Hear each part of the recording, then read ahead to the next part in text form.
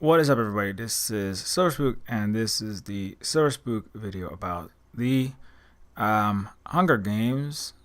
Masses right to food, or is starving a just dessert that you deserve for your failure to work hard enough, have high enough levels of education, be a moral, virtuous, good person, which is synonymous with your chosenness under Calvinist prosperity doctrine, and other fun topics.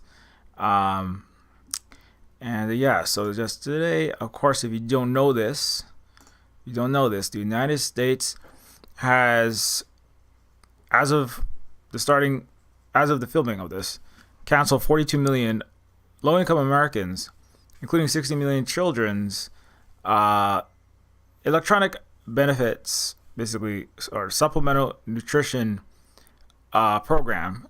Some people don't understand, but actually, like, there's a variety of names for the various states' administration of the federal, what used to be called food stamp program. Basically, is assist people who are deemed worthy for whatever reason, generally low income, and there's a variety of hoops, check lists, check boxes you need to have checked in order to qualify for this. Basically, assist people who don't have enough money to get the money to pay for their food. There's also electronic benefits also covers, there's some cash assistance and assistance for other types of things. There's also a program called WIC, which we'll get into that later. But basically, 42 million people now. There's actually more than that are going to be impacted by this, but 42 million people in the U.S. That's a large number of people. That's over 10% of the United States. That's closer to 15%. Are going to be, extremely tight squeezed for their daily bread, as they say. There are bread lines in the United States. I believe I covered this a little bit last week, but I'm going to try to focus a little more on this because this is what's happening right now. It's just starting to hit right now. We're not going to know the impact of this for a while. We're not going to know the full impact for at least, until people really start. It's kind of like when the tariffs hit. 2 months later, now we really see the impact of it, which is catastrophic disaster for the United States and various people and entities within the West. Certainly the United States. And I think that this is going to be another catastrophic failure. Now, when we say failure, this is where it gets complicated. What do we mean by that? And for who is what failing? What is the system? Is the system broken? Is the system working as designed to help a particular group? What exactly is breaking when this is happening? That's a little bit more. The specifics of that are going to be what we're going to try to discuss here. Just generally, obviously, you can probably guess what I'm going to say is the answer to your question. Obviously, I don't think that people. I'm just trying to get my chat set up. Obviously, I don't think that. Hey, what's up, Gio? I don't think that people don't deserve. I don't think that people deserve to not eat. Obviously, that would be extremely unconscionable, and I would not want. I do not wish starvation on anyone. So I'm not asking that question because I hope to debate people's right to exist in general, or right to not starve to death. Obviously, I don't support, paradoxically, the United States, not paradoxically, but maybe normally, or sadly, the United States is supporting a mass starvation in a place in the Middle East. You might never heard of it. Not just there, everywhere around the world. And if you take a macro look at this, certainly the Western world in the United States, and places like that, run by neo-feudal peasant starver oligarchs, let's put it that way, wealthy upper classes who run things for profit as opposed to the needs of the masses. They have starved the whole planet for centuries and centuries in various times in various places inside their countries. I mean, the beginning of satire itself, and I write cyberpunk science fiction for a living, and partially that's a satirical cautionary tale, but the dystopian fiction kind of, in part, owes something to Jonathan Swift, the author of A Modest Proposal. Speaking of food, and which was it was penned centuries ago. Just to get some context on this, a Juvenalian satirical essay written and published by Anglo-Irish writer and clergyman Jonathan Swift in 1729, right? Fully 300 years ago. It suggests that poor people in Ireland could ease the economic troubles they experienced by selling their children as food to the elite. In English writing, the phrase "a modest proposal" is now conventionally an allusion to the style of straight-faced satire. Swift's use of satirical hyperbole was intended to mock the hostile attitudes towards the poor, anti-Catholicism among the Protestant ascendancy in the Dublin Castle administration. And he highlighted the dehumanizing approach towards the Irish poor by both the British government and wealthy landowners, repeatedly mocking their indifference and exploitative behavior. The satirical tone underlines the absurdity of treating poor people like common commodities and products and exposes the shortcomings of the high society's morality. The essay also narrates the harsh colonial rule of Great Britain over Ireland during Swift's time, the abusive practices of wealthy people, especially government officials, and the inaction of the Irish people themselves in addressing their own problems. The themes of social injustice, exploitation of the poor, widespread poverty, and demonization of the lower social class explored in the essay remain relevant in contemporary discussions of social justice and human rights. So obviously, I made a game called Neofeud that deals directly with social justice and human rights, and social commentary, and like all the other Neofeud is on sale, by the way, just as before I forget, which involves a cyberpunk dystopian, and it actually does reference the world of Neofeud does reference Jonathan Swift. There's actually the McDonald's equivalent, speaking of your daily bread and your daily greasy triple stack patties, the fast food corporate outlet in the Neofeud universe is called McSwift's. It's literally called McSwift's. And there's a Eat Your Children burger, which is a warm toasted bun between two other buns, aka the austerity burger, which is the same thing. The British still have that. In fact, they call it the austerity sandwich, which is it's almost the European elite, oligarch, feudal, and neo-feudalists mocking their own peasants, counter-mocking them and say, "Oh, you think that we were being absurd? Well, we don't care. Eat no meat and actually just eat nothing." So, so my point is that so Swift wrote this essay centuries ago, and even before there's already a problem deep in the.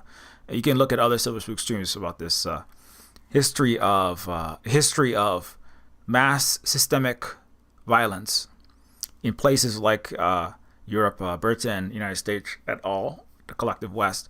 But this weaponization of the withholding of food is very key, actually, to much of the systems that have operated in the West. It's actually how you chastise under a capitalist system, under a feudal system, under a colonial system, right?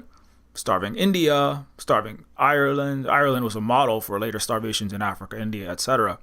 But by withholding food in places around the world, inside your country and outside your country, you can control the masses and make them do what you want and threaten them and use that as to terrorize other peoples into it's called disciplining the workforce, disciplining the serfs, right?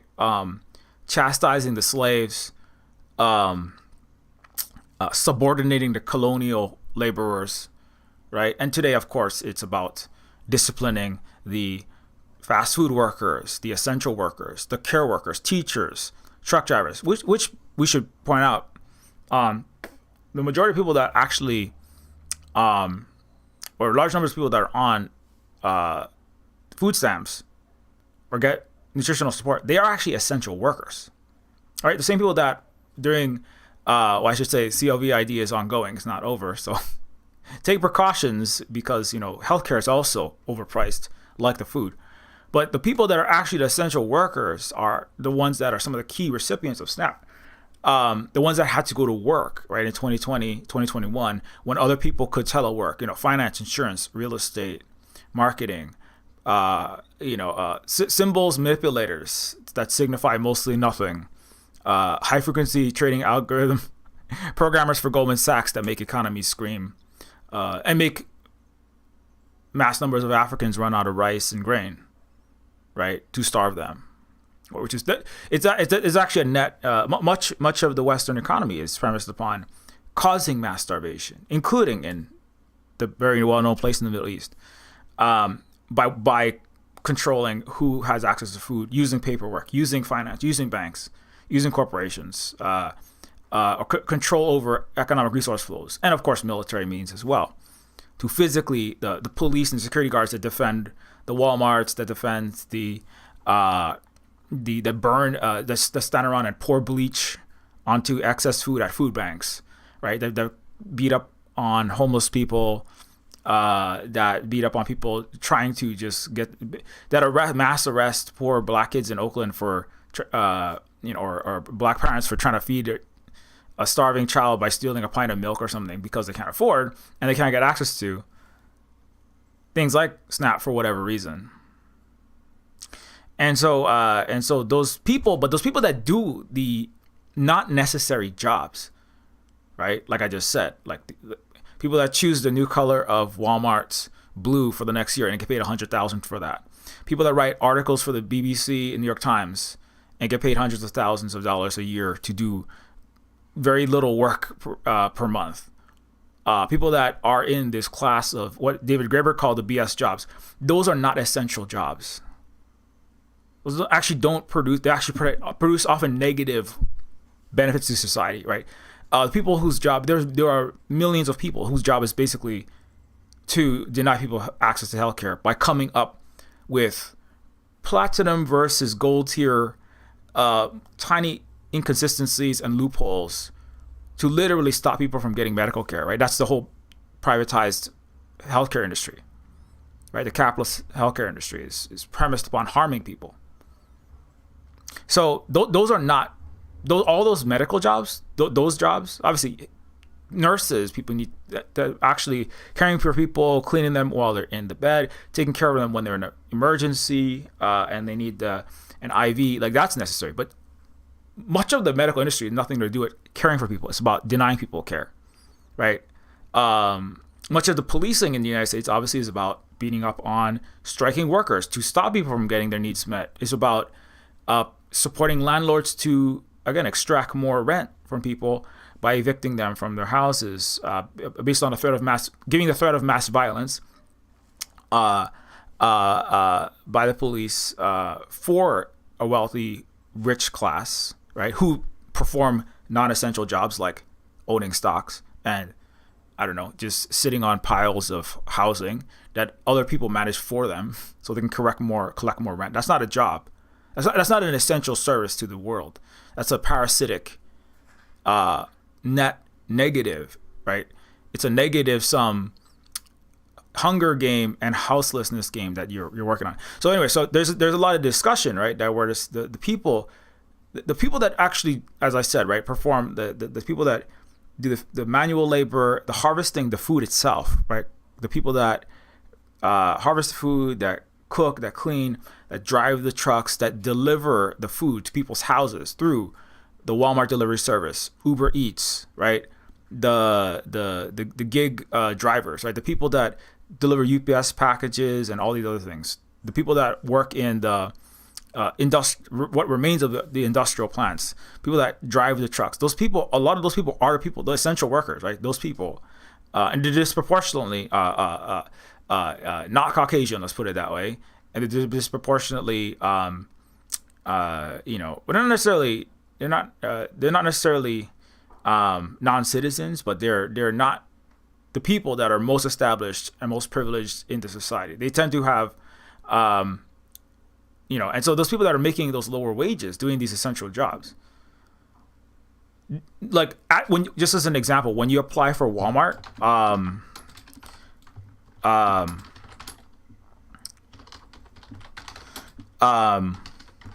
they actually give you a food stamp. They give you qualifying for government assistance of SNAP, WIC, Medicaid. Can always get that. So you actually, they push you to get onto food stamps, SNAP, EBT, Medicare, etc. Right, government assistance when you apply for a job at Walmart, when you apply for a job at McDonald's, same thing. Right, all these jobs, the jobs that people need those shelves being stocked. Right, people need those products, those food and other devices. I mean, whether that's a power drill or it's a chair or whatever it is, that's people are buying from Walmart. People need the stockers, the clerks. People doing inventory, right? And all those jobs, right? And including the food delivery to people's doors, right? For the people that are non-essential, that work, right? In the BS job, Office, Excel spreadsheet, Excel spreadsheet, Word processor, completely superfluous industry that get paid 3 or 4 times as much as the essential worker, right? Those people are all supported by the people that are doing the essential work are all directly supported by programs like this, right? And so there's this paradox where, but the people that are in the higher paying jobs, right, that are actually unnecessary, that benefit. I mean, and obviously, if you're in a billionaire class job, then obviously you are definitely not necessary, and you're not doing essential work. You're benefiting from the exploitation on an even greater scale. But even at the middle and upper middle classes in places like the United States, that 50-60% of the United States, or whatever percent it is now, that is in those classes, there's large sections of those classes. Those are the people that are currently looking down, and they're pushed by things like conservative prosperity doctrine, which says that, right, which is this like kind of gross, perverse outgrowth of the most unacceptable amongst Jonathan Swift's peers in Europe, right? That were expelled because for a place that has some very twisted ideas and systems, the Calvinists, right, the Puritans, who believed that there was a limited number of people that would go to heaven, and possibly numbering into thousands, depending on who exactly you asked, who are predestined to go to heaven. Everyone else is being sent straight to hell to burn forever. Actually, Holly, my partner, has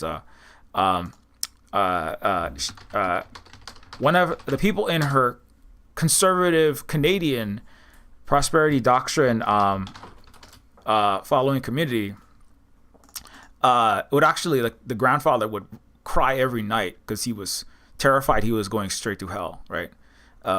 It's like, like normal middle class adult man, just bawling his eyes out on a routine basis. I mean, this is a very warped thing, and this is invented by one of the European Christianity sub branches that was basically kicked out because it was too far gone. That's a lot of who came to the United States. Some of they're sending the worst people. They're sending the even more pro-starvation, even more warped ideologies than the ideologies that Jonathan Swift wrote about, which is about starving mass numbers of children and starving entire populations to death to benefit an aristocratic upper oligarchic class.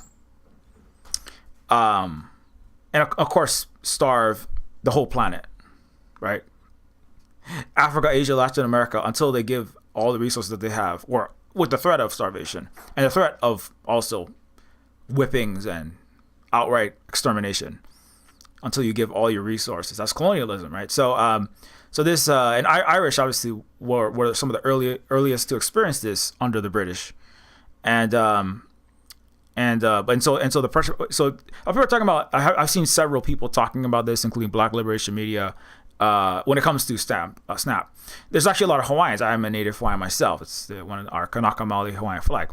In Hawaii, this is definitely not a thing that we abided by. I have talked about this at length, but the Ahupua'a system, which is a system of land division from the mountains to the sea. Actually, let me see if I can get that on the screen for a second.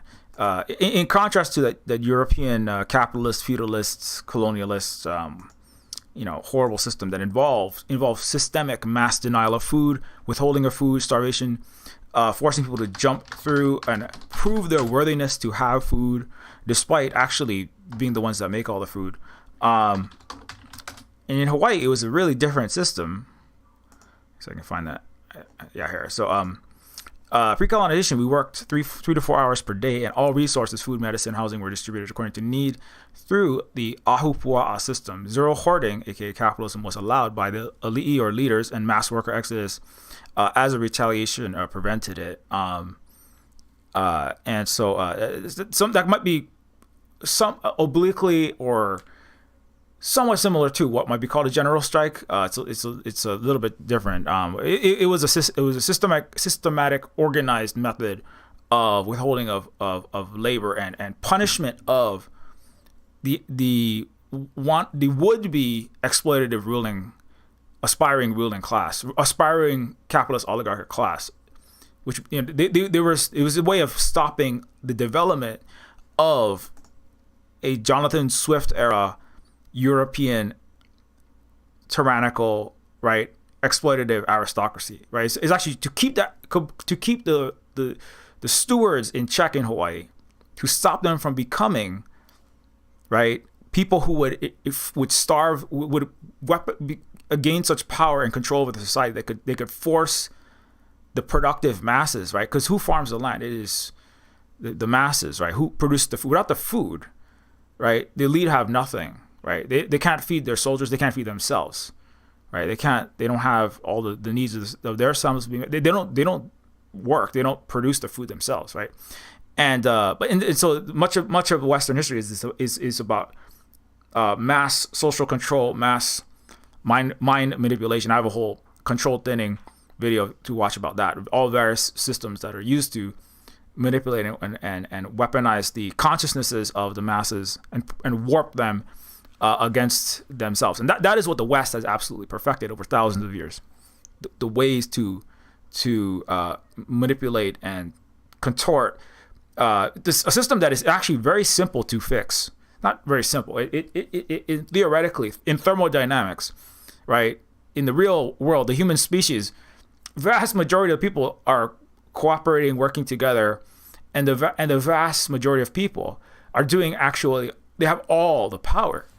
Right, like Elon Musk, he doesn't produce basically anything except funny. He doesn't even produce funny tweets that are actually interesting on his X. Right, he himself is a joke. That's about all he produces. Right, he doesn't really produce anything. Right, but he has all this control of vast quantities of wealth and what people's lives are going to be like. Everyone that works from under Twitter, people that work under Tesla, he can fire them at will. And so the Western has perfected the ways of taking a tiny minority of people and giving them control over vast quantities of people, and then keeping those systems going, because the people at the top of that pyramid are always seeking and trying to figure out how to maintain that control, right? And so anyway, long story short, so the Hawaiian system is the opposite. Is if you have the masses that are empowered and they understand that the aloha kuleana pono. These are like values and systematic ideologies, and many have existed across the earth, not just in Hawaii, but across most of the earth. 90% of the earth is not Europe or a Euro settler colony like the United States. Africa had different systems. Asia, especially Central and East Asia, had different ways to control this, including Jubilee. I talked about a lot in Iran/Persia, keeping a wealthy tiny minority of generally men from warping and controlling the whole society by weaponizing finance, weaponizing debt slavery, amongst other interlocking systems. Racism, sexism, etc., are all ways of, and then dividing and conquering. The Romans did much of this. But long story short, so before colonization, we all worked, and then everyone had the food that they needed. We worked actually less than half than the average American works. Before a lot of modern human technologies like electricity and these things, and it was perfectly possible to provide all the resources needed, including food and medicine and housing. It was not necessary to work 8 hours, right, to prove your worth, right? Again, under the prosperity doctrine, where if you don't work, like if you don't overwork yourself, if you aren't successful for some reason in wealth, and under capitalist system, you're never going to be successful. The majority of people are never going to make as much money or be as successful as that tiny minority who are exploiting everyone else. It's a really it's a powerful, so this is a Western European Euro visitor innovation, a Calvinist subsect of the Western innovations. This is another way to control the masses, right? By telling a vast number of people that only of realistically, in reality, only a tiny minority of these people will ever become extremely wealthy. But telling everyone that you can all become, that you could be one of the chosen few, right, to enter, of the predestined to enter heaven. But that is predicated upon, if God has chosen you, if you have been called, right, if you are one of the selected few to enter the pearly gates, that means, it will be proven when you're showered with wealth, when good things happen to you, right? So that's why, so the RFK, if you were weak, there's a kind of this liberal Californian kind of sub variant of that, which is that's the RFK Western innovation, which is how to control people in hippie Californian tropical sunshine with the same kind of with a warped version of prosperity doctrine, which is part of the wellness culture, which is right. Is that if you get sick, it's because God didn't choose you, and if you are well, right, whether you're swimming in sewage or whether you catch COVID, if you're well, you simply are well because you're chosen. It also goes along with eugenics. So you can fuse all those systems of control together. If you're a greater Ubermenschen race, then you will survive all diseases. You will not get sick. You will not starve. And if you are a lesser race, a lesser people, right, and that's Western science, right, that was espoused by countless numbers of people before the Nazis ever came to power, that were Americans that inspired the Nazis. If there are lesser people, then you deserve to go to the graveyard of history. Your gene pool deserves to go extinct, right? And so similar, but the Christian religious version of that. So you have you have a liberal atheist version, and then you have a conservative Christian version, which is God has chosen you, and that is why you're wealthy. So Elon is wealthy, right? Trump is wealthy because God has chosen him, and a random member of the congregation in Mississippi or in British Columbia, Canada, where Holly's from, or somebody from a conservative red area, Republican area of Idaho or California, which also has Republican areas. If you're poor, then that's your fault. It's you are simply not chosen. You are not worthy. God has chosen you to go to hell, along with the others that deserve that. So everyone is right. So there's this. It creates a warped, twisted mindset of everyone, which is everybody kind of knows that doesn't really make any sense. It's not even in the Bible, but that's irrelevant. Again, lying is mastering the art of gaslighting, lying, and half truths, and mixing half truths, lies,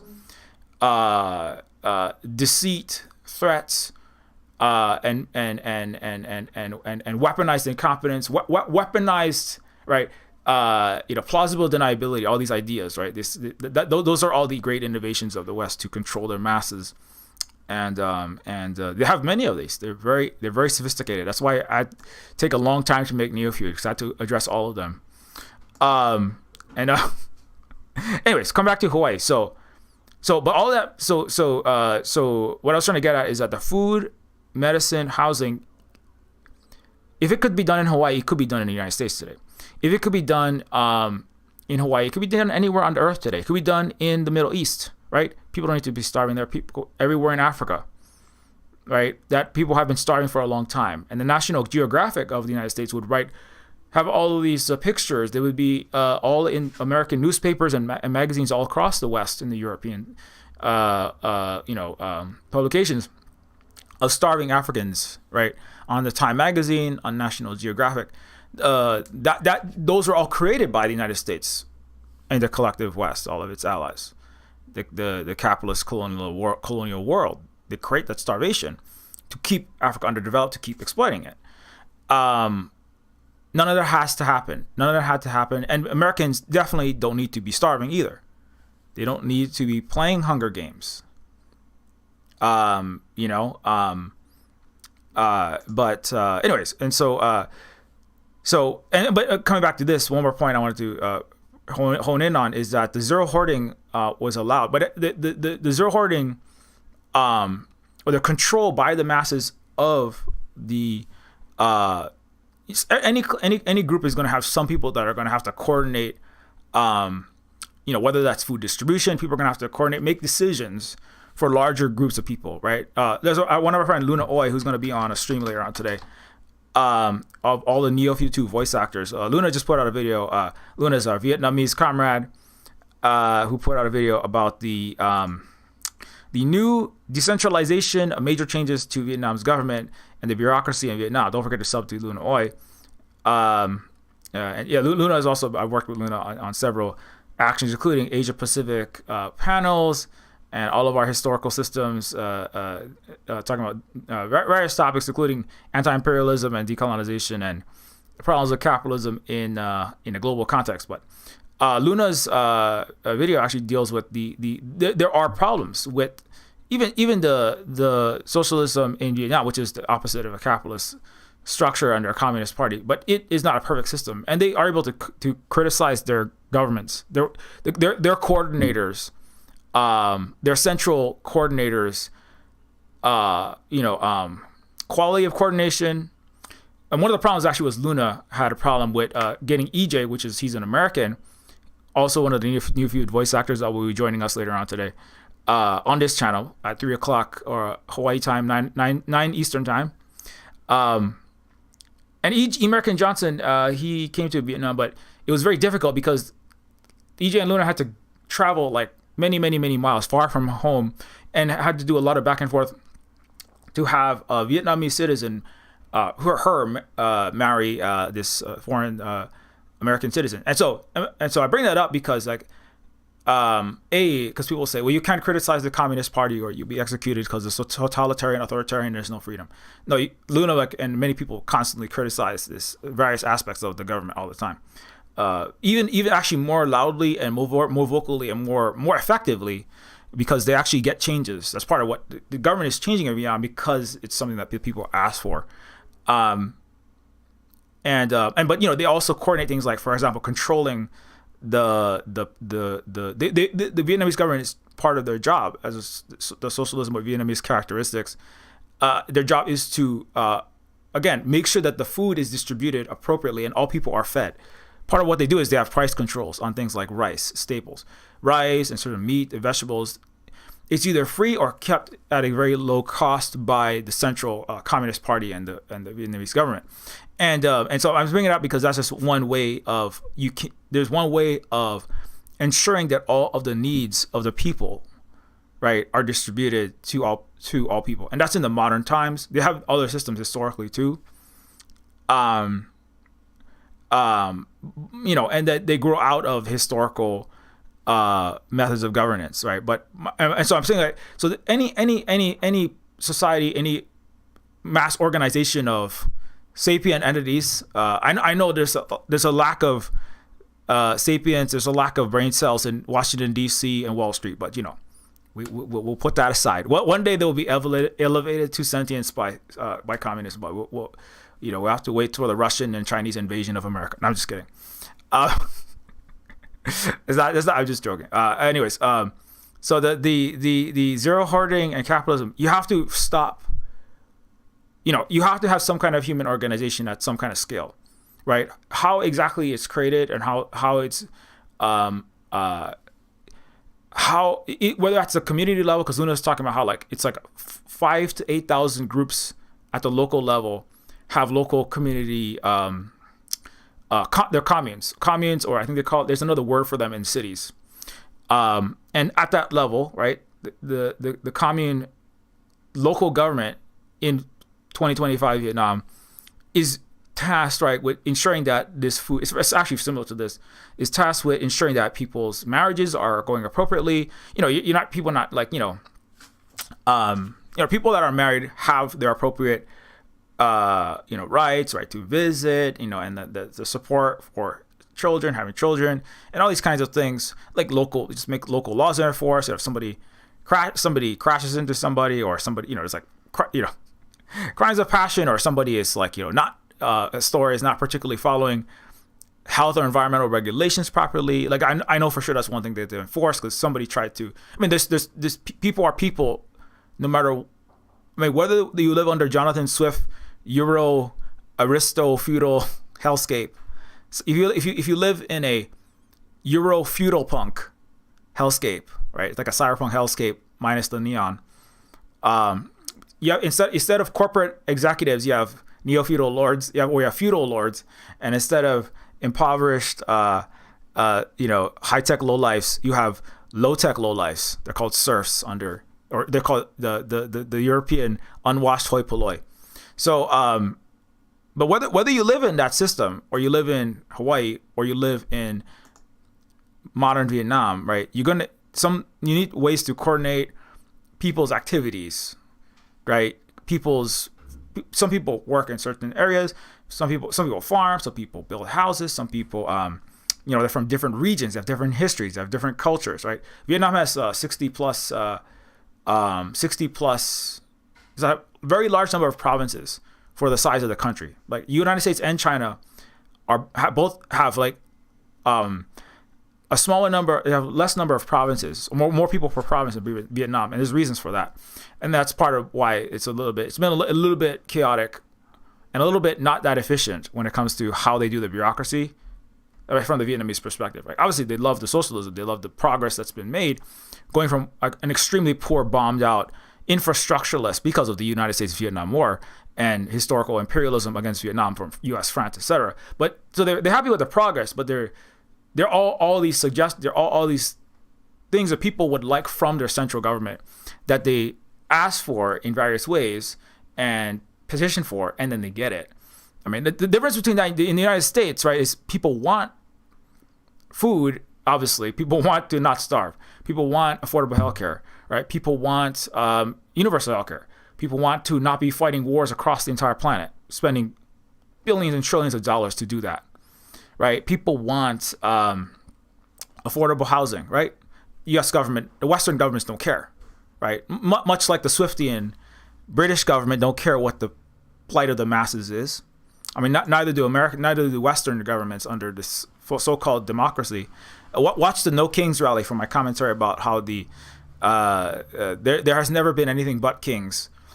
Whether they wear crowns like in Jonathan Swift's time, as an Irish clergyman, satirical cautionary dystopia writer. I'm sorry, cautionary European normalcy writer, and then or a corporate executive sitting on a throne of hidden stacks of $100 bills, right? Like shadow over king. There's never been anything but kings. There's never been anything but injustice and non-democracy, and so you can't ask the king, right, that doesn't care about you for anything. That's an important point I wanted to make.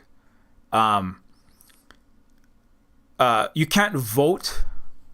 You cannot vote to end the shutdown. I think that's actually a problematic narrative that in the United States, with two completely controlled parties that statistically, there's been multiple studies on this, by Ivy League institutions, including one by Gillens and Page, about the absolute lack of democracy in the United States and the collective West in general. You cannot vote, you cannot petition, you cannot call your senator, you cannot call your senator representative. You cannot. There's nothing that you can do to stop through the formal processes of the United States. Your masses, you cannot stop your king from starving you. You cannot stop your oligarchy from starving you because they don't care about you. If they want to starve you, they will starve you. There are things that can be done, but they're beyond the levers of power that the oppressor, which is the United States government, the U.S., this ruling class that rules it, right? And there's a lot of talk that, well, if we just get the Democrats, if we vote more Democrats in, we'll stop starving. Former President Obama is campaigning right now. He's going to throw his weight behind someone. I just saw that. So it's like, we the Democrats are going to stop the Republicans from starving everyone, cutting food stamps that millions of people need. This is the oligarchy wants Americans to not have SNAP now. That's what's happening. If the billionaire and millionaire and corporate global class wants Americans to have their food stamps, the oligarchy can call their senators and representatives and their all branches that they control, and they can tell their senators and representatives to resolve the shutdown and give the food stamps back up. It's not a question of voting. It's not a question of petitioning anyone. There's nobody to petition. The United States, and like all Western governments since time immemorial, empirically proven, though you are being asked by CNN, by MSNBC, by Barack Obama, and Donald Trump, right? The purpose of of politicians, the representatives, is they are just pure actors, right? They are pure actors. They are just custodians of the elite's wishes that they execute through lobbying and bribery of various kinds, including insider stock trading. All parties of all governments, all Western governments, all capitalist U.S. allied governments. And their job is to convince you that if you vote one way or the other, that is somehow going to alleviate your poverty. It has absolutely zero impact statistically, no matter what they say, no matter what it looks like. And that's an important point because people need to be taking this moment as people start to starve to not get involved in backing a party that has literally starved an entire population. Thousands, hundreds of over 100,000 people have been starved on live stream. 2 years of live streamed Jonathan Swift style starvation, right? That party has starved over 100,000 people to death, willingly, openly, cackling like Kamala was cackling about it.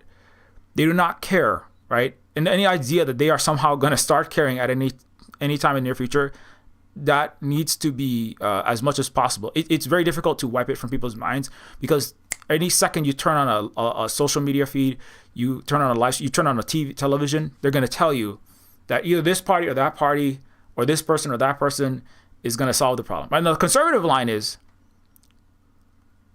well, the poor don't deserve to eat anyway, right? Which is also, that's not great. That's also not a solution either, obviously. But that's a mask off. That's like, let us all participate in our self annihilation sort of and our prosperity doctrine. I'm not saying that's a solution either. But the Democrats also don't have a solution to this. The Democrats have caused this, right? They're all paid by the same the Walton family. They're all paid by the same billionaires. They're all paid by the same Elons and Warren Buffett's, etc., and the global billionaire class from Asia, Africa, and Latin America, right? They are paying their senators and they are paying their representatives to stall the government for whatever reason that they want that to happen. Part of the reason is because they can use that as an excuse to cut a lot of benefits, escalate their own profits under the fog of war of the shutdown.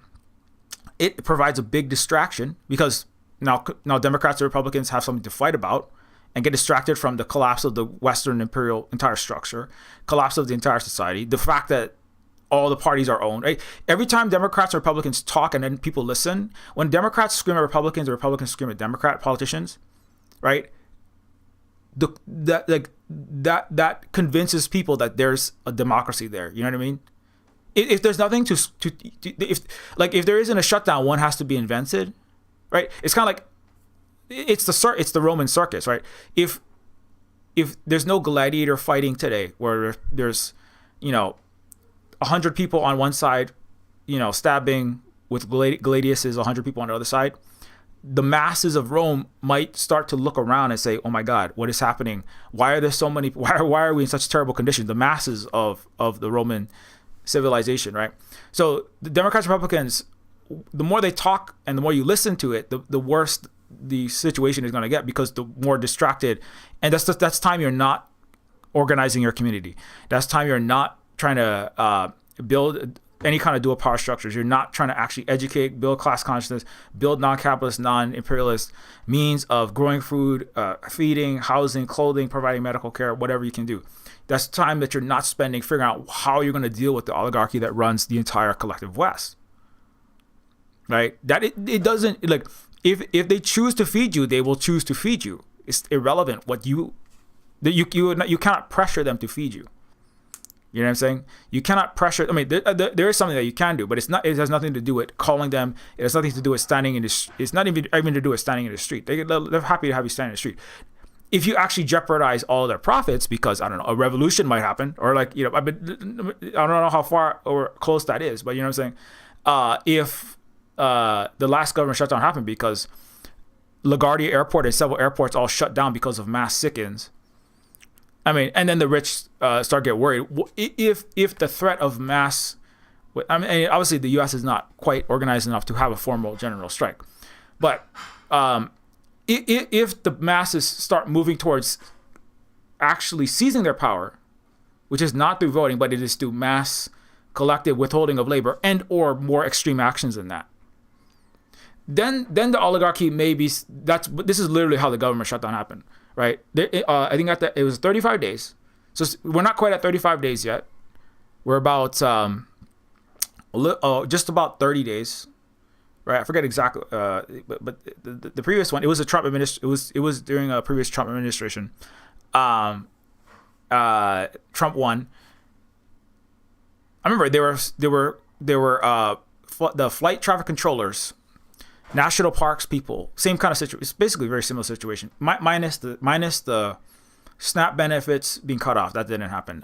There's a couple additional political caveat. There's political conditions that are a little different this time.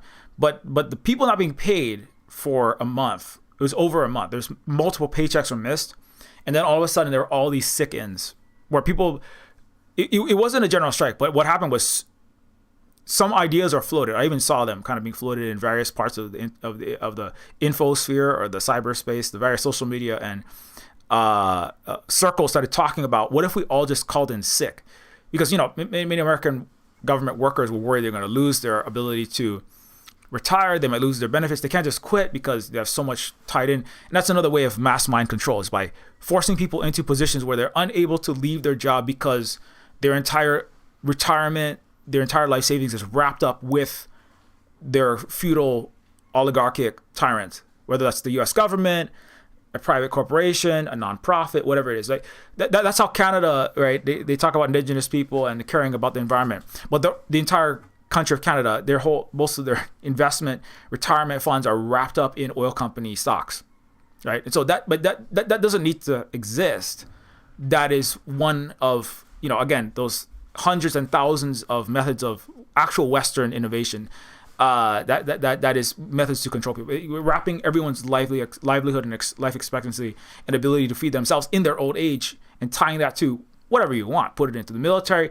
In the U.S., they put a lot of that into the military. Like, you can't get health, housing, GI Bill, college unless you join the military. Tie it into oil companies, but because people fear that, right? So that's another method of control that people don't want to recognize, because they've all been brainwashed in the West to believe that well, we just have to work and put our money into 401ks and invest it into the stock market and have it locked up in hedge funds and BlackRock, because how else are we going to get a better return on our investment? Anyway, so all of that is completely unnecessary, not necessary.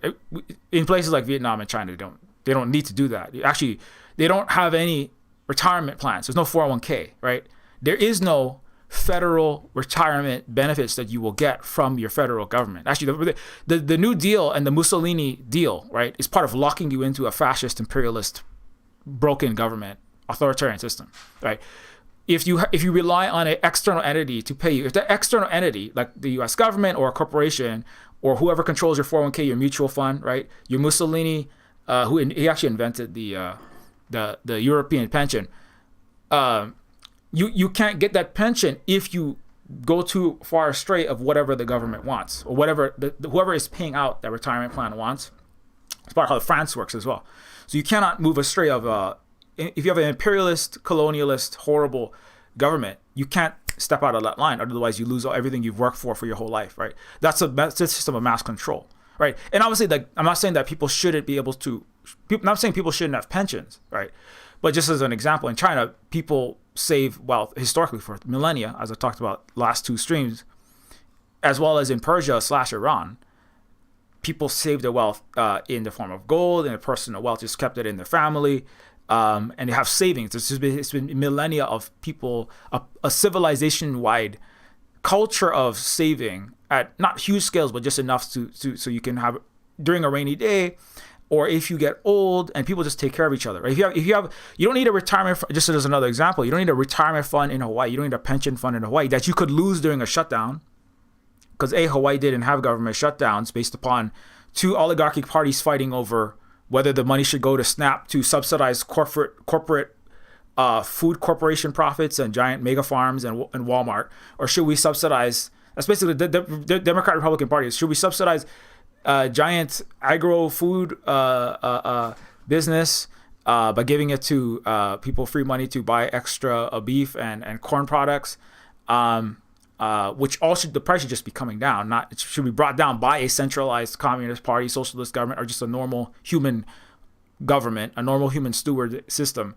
Or should we send all the money to the Affordable Care Act, which, by the way, I don't even know if you know this, American healthcare wasn't affordable before the shutdown. The Affordable Care Act didn't make care affordable. It subsidized Pfizer, Mega Hospital, and United Healthcare. Brian Thompson's alma mater, rest in hell. Their profits, right? That's what the Affordable Care Act does. Doesn't actually give people affordable healthcare. It's still not affordable, right? But that's why Bernie Sanders and Obama are talking about the prescription drugs. What it is we have to print a bunch of money and use humans in America as a pass-through mechanism to give them free dollars transferred through JP Morgan Bank and other mega banks. They take 1% of this so they can stick it in their pocket and buy off more politicians with that, and then send all that money printed from the central government straight into the pockets of the healthcare companies through the Affordable Care Act, through these government subsidies. It's the military, industrial, healthcare, and food complex. That's what the SNAP program and the Affordable Care Act and all government-sponsored programs are. It's about artificially maintaining ultra-high levels of overinflated costs of everything, healthcare, housing, food. And then using an imperial world reserve currency, US dollar, you can print infinite amounts of, sticking to people's pockets that makes you feel as though you're getting something right from that. Makes you feel like, oh, I'm benefiting, but it also makes you feel horrible, right? It psychologically manipulates you into believing that you are not worthy. You're not worthy because look at all these hoops you have to jump through. Like, I am not a productive citizen as a working, 60 hours a week Walmart deliverer, as a food picker, as an agricultural worker. I am not a hard worker, right? As a nursing home worker, as a teacher, there are teachers on food stamps. I am not a hard worker, right? As somebody who takes out trash, I am a lazy, right? I'm a loser of the prosperity doctrine.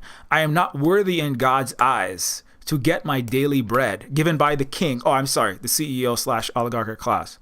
In Jonathan Swift's time, they had this prayer. It's called the Lord's Prayer, where you say, Our Father who art in heaven, hallowed be thy name. Thy kingdom come, thy will be done on earth as it is in heaven. Right? In heaven is God the king, and on earth is the king, George or King Elon, Techno King, or whoever, and he gives you your daily bread. Not that you produce your daily bread as a Irish farmer, as a member of, right, a system of working the land that produces the wealth that is when then coordinated by the stewards. No, you are given the daily bread. The king snaps his fingers and then bread appears. Right? Just like Lloyd Blankfein of Goldman Sachs, Democratic liberal state-based Democratic voter, by the way, Lloyd Blankfein, not a conservative Republican, probably an atheist. Lloyd Blankfein, he said, "I am doing God's work."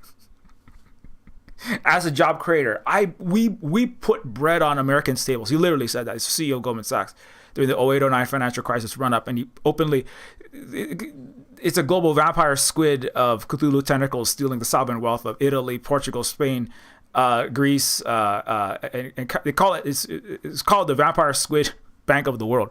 But it's like literally all it does is suck wealth out. And Goldman Sachs CEO said, I produce all of America's bread. People like me, right? We are the Neofeud. There's a speech by King Warren Clinton Bush. That's the Christianity, European feudal culture, modern capitalist culture is all bound together in that. It hasn't changed at all. This is identical culture. Slightly different wallpaper, right? They wear suits instead of capes and crowns, because a few of the tyrants, a few of the parasites started losing their heads. So they took off the capes and the crowns. They put on suits, like Blankfein, like Jamie Dimon, like the BlackRock CEO, like Scott Bessent, right, who tries to make economy scream in Asia and then trying to kick his ass, and that's why he's mad.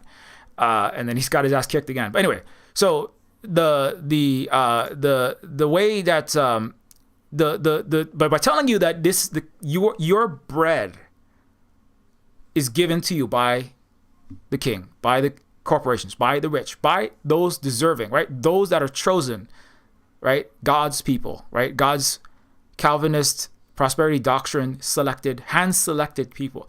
These are the most holy, most moral, most virtuous people. And you have to be given your daily bread because, if you are too lazy, you don't get it, right? Not that you are the hardest working, and the people at the top, whether those are kings, CEOs, or the upper middle class bullshit job doing labor aristocracy. Not that those people are not doing very much work and they're actually the lazy ones and they're not chosen by God. This is a bunch of just flying spaghetti monster fucking bad science fiction that people buy because there's no education in the West. And there's just this education and ignorance installation system. Ignorance.exe mass installations through churches, through K-12 liberal or conservative schooling and university. You don't deserve, you are actually doing more work, and especially those people that are essential workers. They do the most work. They're literally essential. Like, they had to go to work during the pandemic because if they didn't go to work, everything would fall apart again. And they are being told that they don't deserve to eat.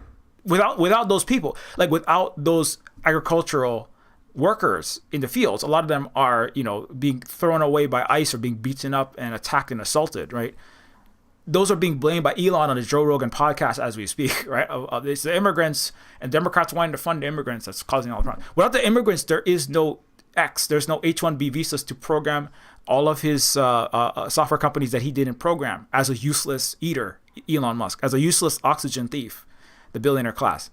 He eats food. I've seen him eat a bunch of food at a Trump party when his eye got smashed out because he tripped on one of his children that he was using as a human shield and smashed it into a wall. Probably harmed his own children. He won't get his kids taken by CPS though, because he's a wealthy white man, and CPS is for destroying indigenous and disrupting Black Panthers, destroying indigenous lifeways. And so, but the SNAP EBT is a way to reinforce that idea that you are given the bread by the U.S. government like a pension, right? It's a way of entrapping you into that system and going, and you have to come into your life and ask, how many kids do you have? How hard are you working? Elon Musk doesn't have to submit a thing that says, Elon Musk doesn't have to submit his social security number, a bunch of lists of his hours. He doesn't have to have a list of his pay stubs and all the documentation showing how hard he worked, because he doesn't work. He just sits around and writes nonsense on napkins, and people somehow take that seriously. Like, let's make a truck that it's vaguely in the shape of like a DeLorean or like a Deus Ex late 90s boomer shooter vehicle, when low poly was because of computer constraints was the design of the vehicles, and Elon's bad napkin drawings, which is not work. That's just him jerking off onto napkins. He doesn't get asked like how many hours he's working, right? People like that are not they don't have the government and other agents who are themselves propagandized, U.S. agents of the government that are forced to go into people's lives, right? And say, are you worthy of getting the SNAP, right? People that work for the Department of Health and Human Services, people that work for the SNAP, they are themselves being propagandized, right, to kind of hate or to look, right? Like cops are forced to, or cops not forced, but cops have a mentality of looking at people and going, what are you doing wrong? There could be criminals out there. I got to get out there and stop the criminals. Not like I need to make this, it's they view antagonism and threats everywhere. And particularly threats to the oligarchy, threats to landlords, threats to corporations striking workers, right? And obviously potential slaves, like black and brown people standing in front of 7-Eleven that could be mechanically separating Tyson chicken nuggets for 25 cents an hour, or building the White House furniture. All the Oval Office furniture is built by disproportionately black prison slaves for 10 cents an hour or less, free. Angola's prison, the Louisiana sanitation workers that are black people, basically slaves taking out trash for wealthier white people for free as slaves. So the police seek out, right? They see unworthy, they see criminal, and 50% of all the TV and movies in the United States and the West are all cop shows about, literally, obviously the Cops 90s show that was the flagship maiden launch of the crime bill and mass incarcerating black and brown and poor and left people in the United States, based upon demonizing entire classes and races of peoples, and sending just entire armies of police out in there to fill the prisons up so they can have cheap labor and destroy any chance of radical change which comes from black, indigenous people of color in a capitalist imperialist empire like the United States. So the agents similarly are pushed, right, like the cops, to see sneaky bad people out there. I gotta get the black kids in hoodies. I gotta get them. Oh, there's somebody. In the cities, there's all these criminals, right? We gotta send ICE, and we gotta send the military and the Texas National Guard. We gotta send these people in to get them. Like, that's all propaganda. People that have been propagandized to beat up on their own for the benefit of the parasitic oligarchic class that runs the United States.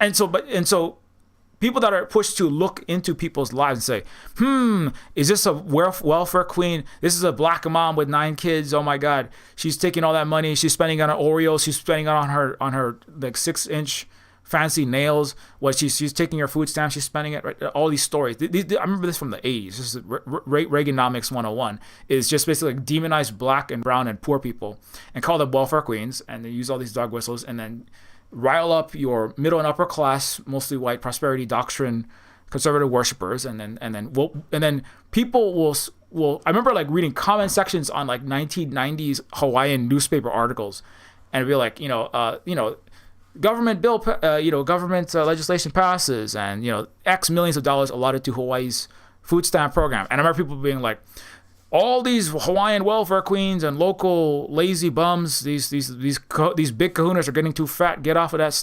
Stop eating your 25,000 Twinkies and go get a real job. You freaking lazy Hawaiian. All this kind of racist, anti-Hawaiian stuff in Hawaii. It's just an outgrowth of the white supremacist, pro-capitalist prosperity doctrine, Reaganomic confluence of all that ideology and all that propaganda that people are pushed to, and people just keep people like going in the comment section just like repeating and repeating. You see it today, right? Even some Hawaiians, the ones that are most Christian, Western Christianity is a major vector. It's an old, deep strain of the Western mind virus. There's no woke mind virus. Wokeness is just not having disinformation in your brain, and also worms like RFK's Shai Hulud. It's not having brainworms. But Christianity is the people Hawaiians who are Christian in Hawaii. Who they tend to go to the conservative Christian church. Some of them are the Trump voters. Those are some of the ones that are like saying these things that are totally like not part of our history and our culture and our lifeways. They're saying things like, "Oh, I see you've got a whole bunch of, you got a bunch of, 20 ultra big bags of Doritos, and you got cookies," and they're commenting these like white conservative Christian prosperity doctrine, anti-poor, not anti-poor, but like just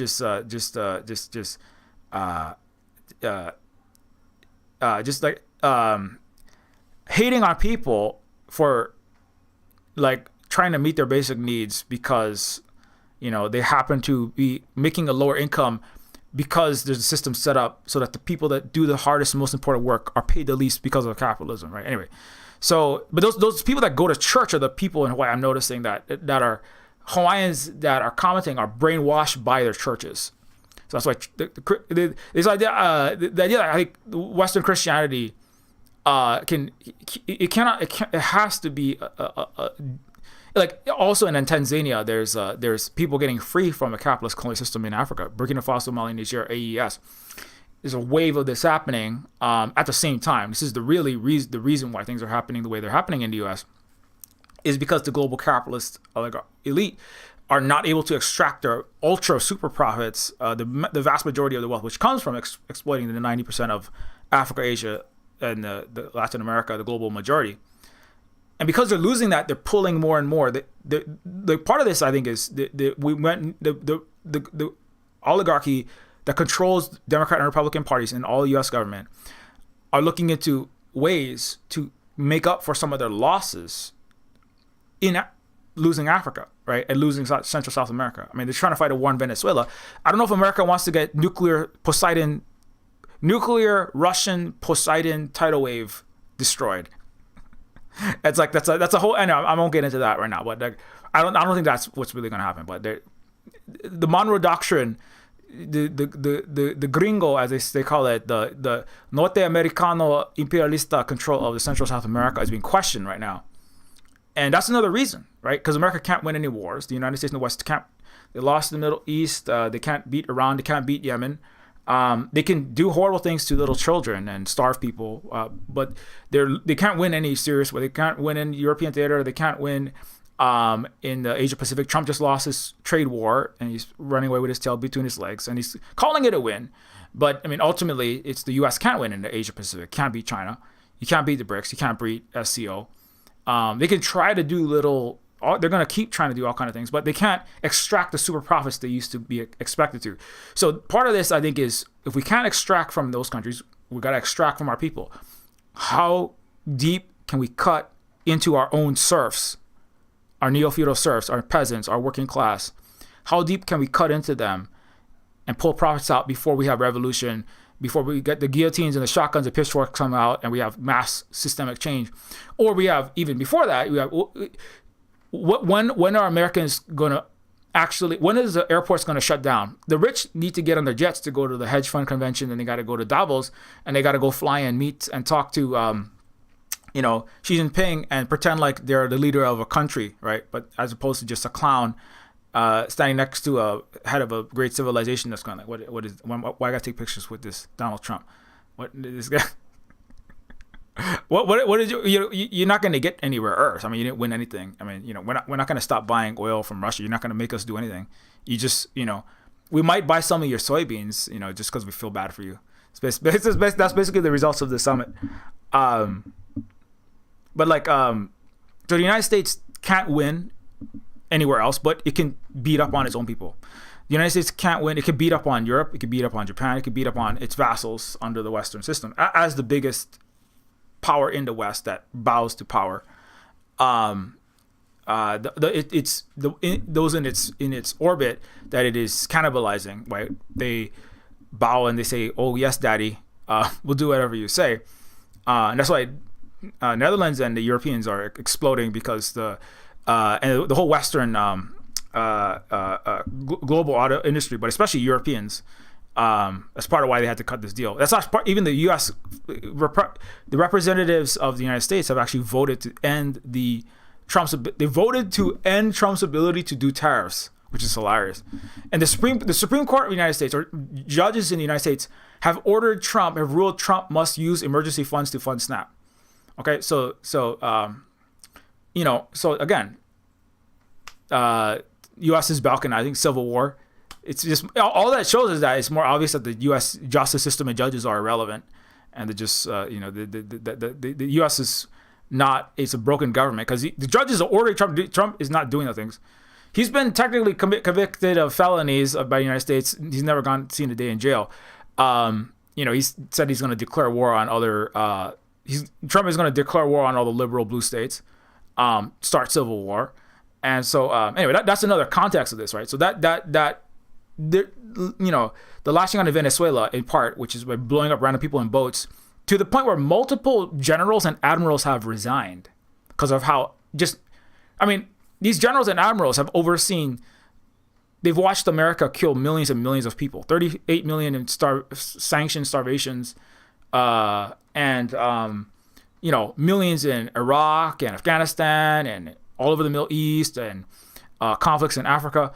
But the generals, the admirals that have been forced to blow up Venezuelan fishermen and Colombian fishermen, that was the breaking straw. So that's interesting, right? That's kind of a weird thing, but it's so obviously blatantly illegal that they just can't anymore. They're just resigning.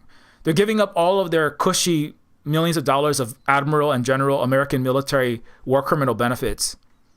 Right, they're quitting with all of this vast rank and material wealth they've accumulated, being part of an imperialist global evil horror that is committing mass human rights violations, and only now they're quitting. And that says something about the U.S. military, but it also says about how spiraling out of control the United States empire is becoming right now.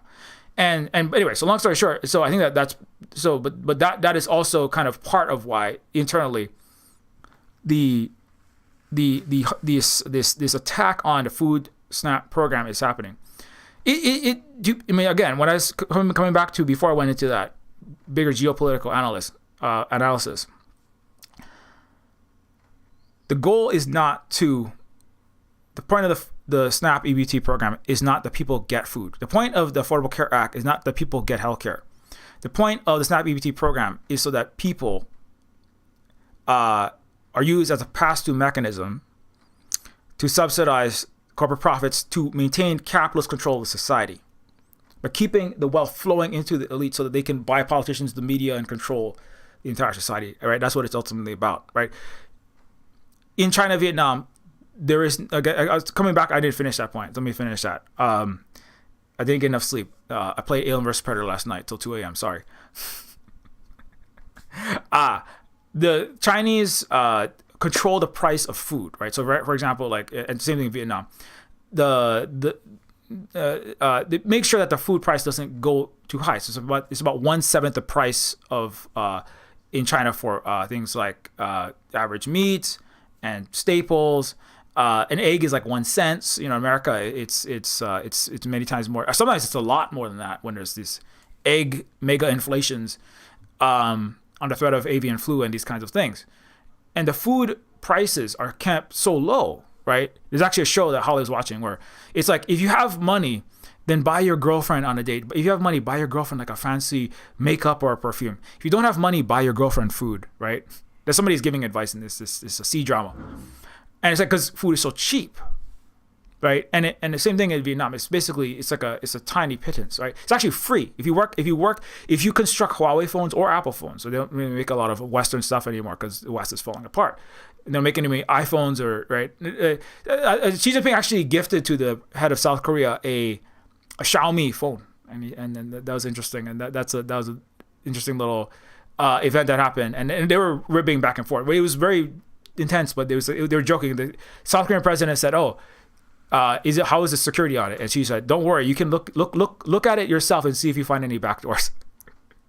And so, anyways, if you make a Huawei phone, if you work and you produce Hermes bags. If you work in a factory in China, and you produce, they call it the dormitory system. They do this like large um, production facilities that have all kind of goods, fireworks, electronics, computers, laptops.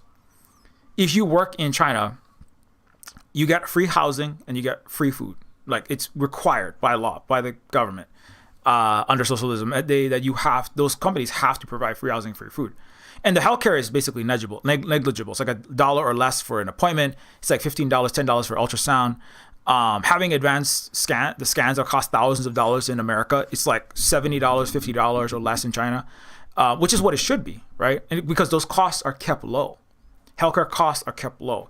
Food is free if you work for a Huawei, if you work for a Foxconn, if you work for a big company like that.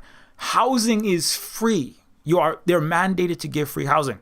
So basically, so this is part of that system, right? I was talking about how you have a system where you don't need a retirement. There is no worry about affording food and housing, right?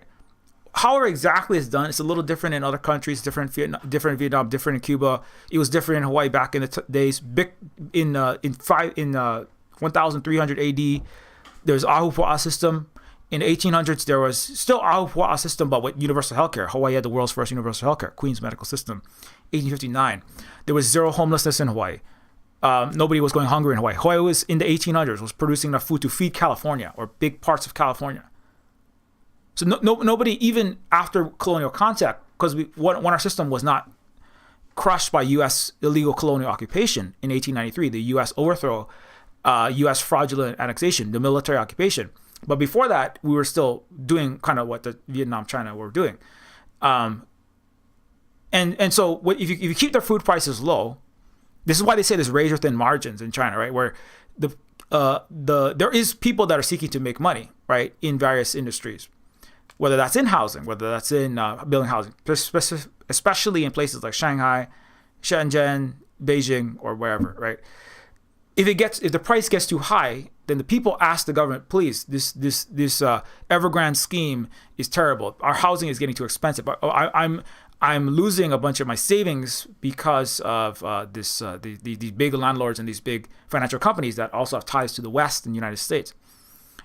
Warren Buffett was really mad about that. People like Bill Gates were really upset by when the Chinese government said how they made a rule, houses are for living and not for making money. They basically they crushed the capitalist class to make sure that people could afford the housing. The price of housing collapsed in China. People could afford housing again, and people were happy, right? And so that's their socialist market system. The food prices are kept down similarly by controls. If there are people in the food businesses in China that would like to make more money, right? Like the Coca-Cola, Nestle in America, right? The Coke Foods, the Democrats have their own. You know, people like the Resnicks that sell Halo oranges, right? Evian water corporate products. The Wonderful Pistachio, a lot of that money gets sent into the Middle East to commit human rights violations to the place that starts with the letter Z, or the people that start with the letter Z. And all of these food companies, right?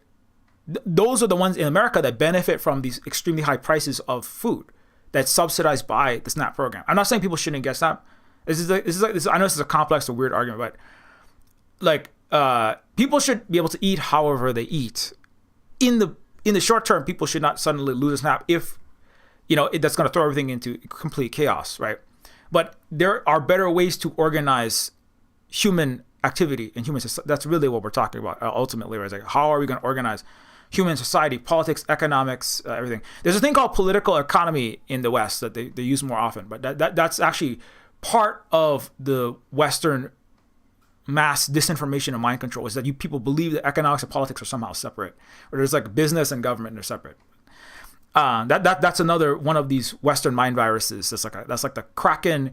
That's a COVID brain. That's the Western mind virus. Kraken, Omicron, Epsilon, Delta variant, XBB5, is this idea that there's politics and then there's economics, and you have to not think about them at the same time, or they're far, far away. And also culture these are all tied together in various ways.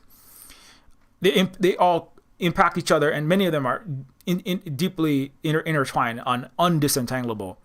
Any sufficiently advanced business activity with a sufficient revenue and corporate power is indistinguishable from politics and governance. It controls the entire government. That's, anyway, that's a capitalist system. It's just like that. They've accumulated so much wealth that they own the entire government, and then it's a plutocracy. So in China, you don't need to. There's no SNAP program in China because the government keeps the prices of food low, which upsets the aspiring billionaire capitalist food companies, right? And they're kept on razor thin margins. Same thing when the Chinese says, "Hey, if you're gonna tariff Chinese goods, we are already on razor thin margins. If you want to tariff Walmart toys, electronics, you're not going to get any rare earths. You're not going to get advanced neodymium and gallium. You're not going to get the molybdenum resources you need to make your hypersonic or you don't have any hypersonic, your Lockheed Martin missiles and your F-35s. But if you want Walmart products, right? If you want Chinese products, right? You need a lot of them, right? Even if Ford wants these, if you're going to tariff us, we are already on razor thin margins. We make just a couple percent of profit, right, at Chinese company X, whether that's the Temu, whether it's Temu, whether it's a Xiaomi, or they're not selling Chinese cars, but you know what I'm saying, like the suppliers that are sending from Shanghai, from Shenzhen in boats across the Pacific to America, we're making so little money, right? Private businesses are making so little money selling these bags, selling these electronics, all your Walmart, all your Target products. If you tariff us, we are not going to sell you anything else. And we don't need to, because most of the U.S. and the West, hey, you are left in the dust. China's exports to the U.S. are less than 10% of all their exports now. It was 14 and it's nothing now. It's almost 1% of the Chinese GDP is exports to the U.S. It's irrelevant. They don't need the U.S. That's why Xi Jinping is standing here like this, like, who the hell? I don't know. This guy he's like, oh yeah, so America is a very important place in Chinese-American relations. America must be made great again. Yes. What is this America? I don't know. Xi Jinping is like, I'm standing next to this clown from this place called America. It's some kind of backwater in North Turtle Island. I don't know what that place is. They're less than 2% of our exports. They think they're really important. This America, this Western world, the Europeans, they think. I don't even know where Europe is. I mean, the Europeans sent a German official to meet in China. The Chinese wouldn't even talk to him. It's like Europe is like just like a sub-America at this point. Like Jonathan Swift's children, instead of the Irish, now it's the Europeans that get to starve for America as they pay 4, 5, 6 times for their energy and torpedo their entire productive capacity by removing all the computer circuits for the entire European auto industry by seizing Nexperia from China for the United States, blowing themselves up. So I don't know who Europe is. I don't know who the U.S. is really. Like, I don't know what's going on here. These people are silly. And obviously that's not exactly what he's thinking. But my point is that, like, China stopped exporting. Trump went to China in order to renegotiate because the oligarchs that control the United States and Donald Trump himself are all being destroyed by their own self-defeating policies, their hubris, their imperial capitalist white supremacy, and believe that they rule the world under the barrel of a gun, under the barrel of US dollar hegemony, under the barrel of global soft power, Mickey Mouse ears, Captain America, Iron Man, Elon Musk, techno supremacy, whatever they think. AI, techno, feudal, Peter Thiel, global mind control kingdom, or whatever they think they are. They aren't that. They ain't all. The U.S. and the West ain't all that. They've lost. China won. Game over. I mean, I don't know what to say. It's just like, how long is it going to take for people to wake up to that is the question. And by extension, socialism and communism and indigenous lifeways and humanity is, in general, the people that Jonathan Swift was writing about have lost. And, regular people that want to not starve and eat food and live in a normal world are winning. Right? Just normal humanity, I would say, with various ways of coordinating the work that everybody does to produce the food, the housing, the healthcare, entertainment, and everything else, without a tiny minority of people lording it over everybody else. That humanity itself on a grand scale is winning. Now, locally in America, it's going to feel very bad it's important to remind people that, because like this is, I'm not saying that people in America are starving for the good of the earth, but you know, this is again, like, this is part of the process of coming to the realization of what you need to do, because that's another thing the Chinese will say is you need to have revolutionary change like we did in the mid 20th century. If you don't have that, United States, you're not going to be able to make the progress that we have. You cannot get to where we are without removing, however you do it exactly, you need to remove and disempower that unjust government, unjust ruling class that is miseducating you. It's telling you to hate poor people. It's creating these divisions in your culture. It is the one that's drugging you with the fentanyl, not Nicolas Maduro. China and Venezuela are not trafficking the drugs. You know, there's no actual evidence of that. That stuff is the United States government and the U.S. Western ruling classes are the number one drug traffickers themselves. And if but that idea that, oh, we have to fight South America and Central America now by blowing up people in the Caribbean and in off the coast of South America, that is how we're gonna make America safe. Like, that's just another layer of these COVID of the mind, right? That is installed. And anyway, so long story short, if you keep the prices low, you keep the margins thin, right? Then and you make sure that the prices don't get too high by controlling and really regulating the businesses, especially in things like food, right? It's state-owned enterprises in China. They control electricity, basic infrastructure, food prices, similar in Vietnam. And if you control all those essential key areas of the economy, right? Then you can keep, not just that, but there's a lot of things, but that's a major thing that keeps the capitalist liberal classes, which do exist, and people that aspire to make money. Anybody can suddenly become selfish and greedy and just want to make a bunch of money. That's something that happens to humans, right? It's happened historically. They were called Wendigos by our Native American indigenous Turtle Island relatives. There's words for that in Hawaii. There's the myth of the greedy chief and the myth of the flying kalo, the greedy ali'i who wanted to hoard food. This sometimes happens. Usually it's guys. Usually it's upper class, or guys that want to be upper class guys, like Greek oligarchs that became the Roman Caesars, that became the European feudalists, and then the Euro colonialists, and now the American Empire billionaire class. But if people aspire to hoard food, housing, or whatever, right, then you need to have some mechanism. And so one of the mechanisms is by controlling how much profit can be made in China. Then the amount of wealth that they have, right? If you're only making 1-2% profits, then you don't have all this mass accumulation that you can then like buy off entire politicians. You also, there's other mechanisms in turn. You need to constantly check and root out corruption inside the government. That's part of the thing. That's one reason why people really like Xi Jinping, because there wasn't zero corruption in the People's Republic of China, but he went through a process of we were like a big push to root out a lot of that. That helped to lessen the inefficiency and inefficacy of the government in the noughties. It's not like it was bad and it was broken and it's not communist anymore, like some Western purity testing leftists. But there were problems. Like the pollution was high.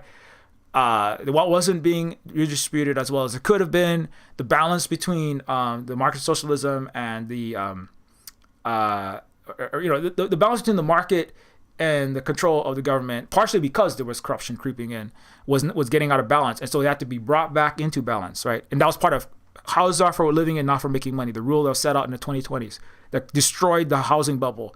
It torpedoed the United States. The West is a counterexample. Between 2000 up to the 2007-08, you had this massive bubble. It wasn't controlled. It exploded. It destroyed the entire global capitalist economy. And China also had to bail the United States and the global capital system out because it would have been so chaotic. And billions of people would have suffered starvation, right, if they hadn't done that. But by controlling how much and how the housing market operates with the Communist Party and the socialist system, they stopped the housing bubble from doing the 2020s could have easily been a Chinese subprime mortgage run-up and then massive crisis.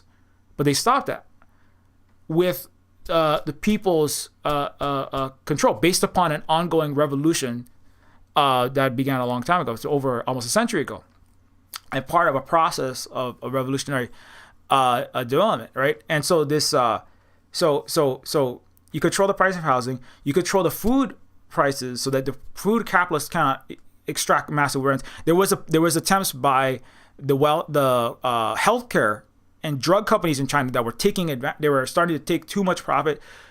Drug prices were getting too high. The people demanded change. The government cracked down. The Chinese government cracked down on drug companies, forced the prices back down.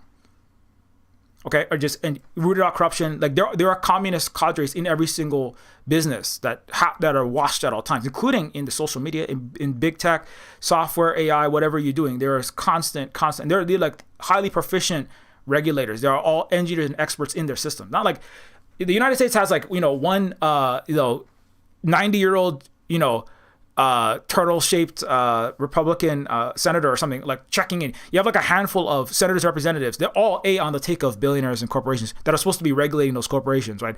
The Senate committee is going to check in on Mark Zuckerberg and Peter Thiel and see if they're following the rules. Like, is this drug company pricing the prices too high? Like, give me money, drug company. Like, it's a joke. It's a joke, right? It's just like, however you do. Obviously, you could have some kind of system where there are government officials that regulate drug corporations, housing corporations, food corporations, Walmart, the big techs, right? Military, industrial. You could do that. It's not done because the government is not answering to the people. It's not controlled by the people. It's controlled by the rich. But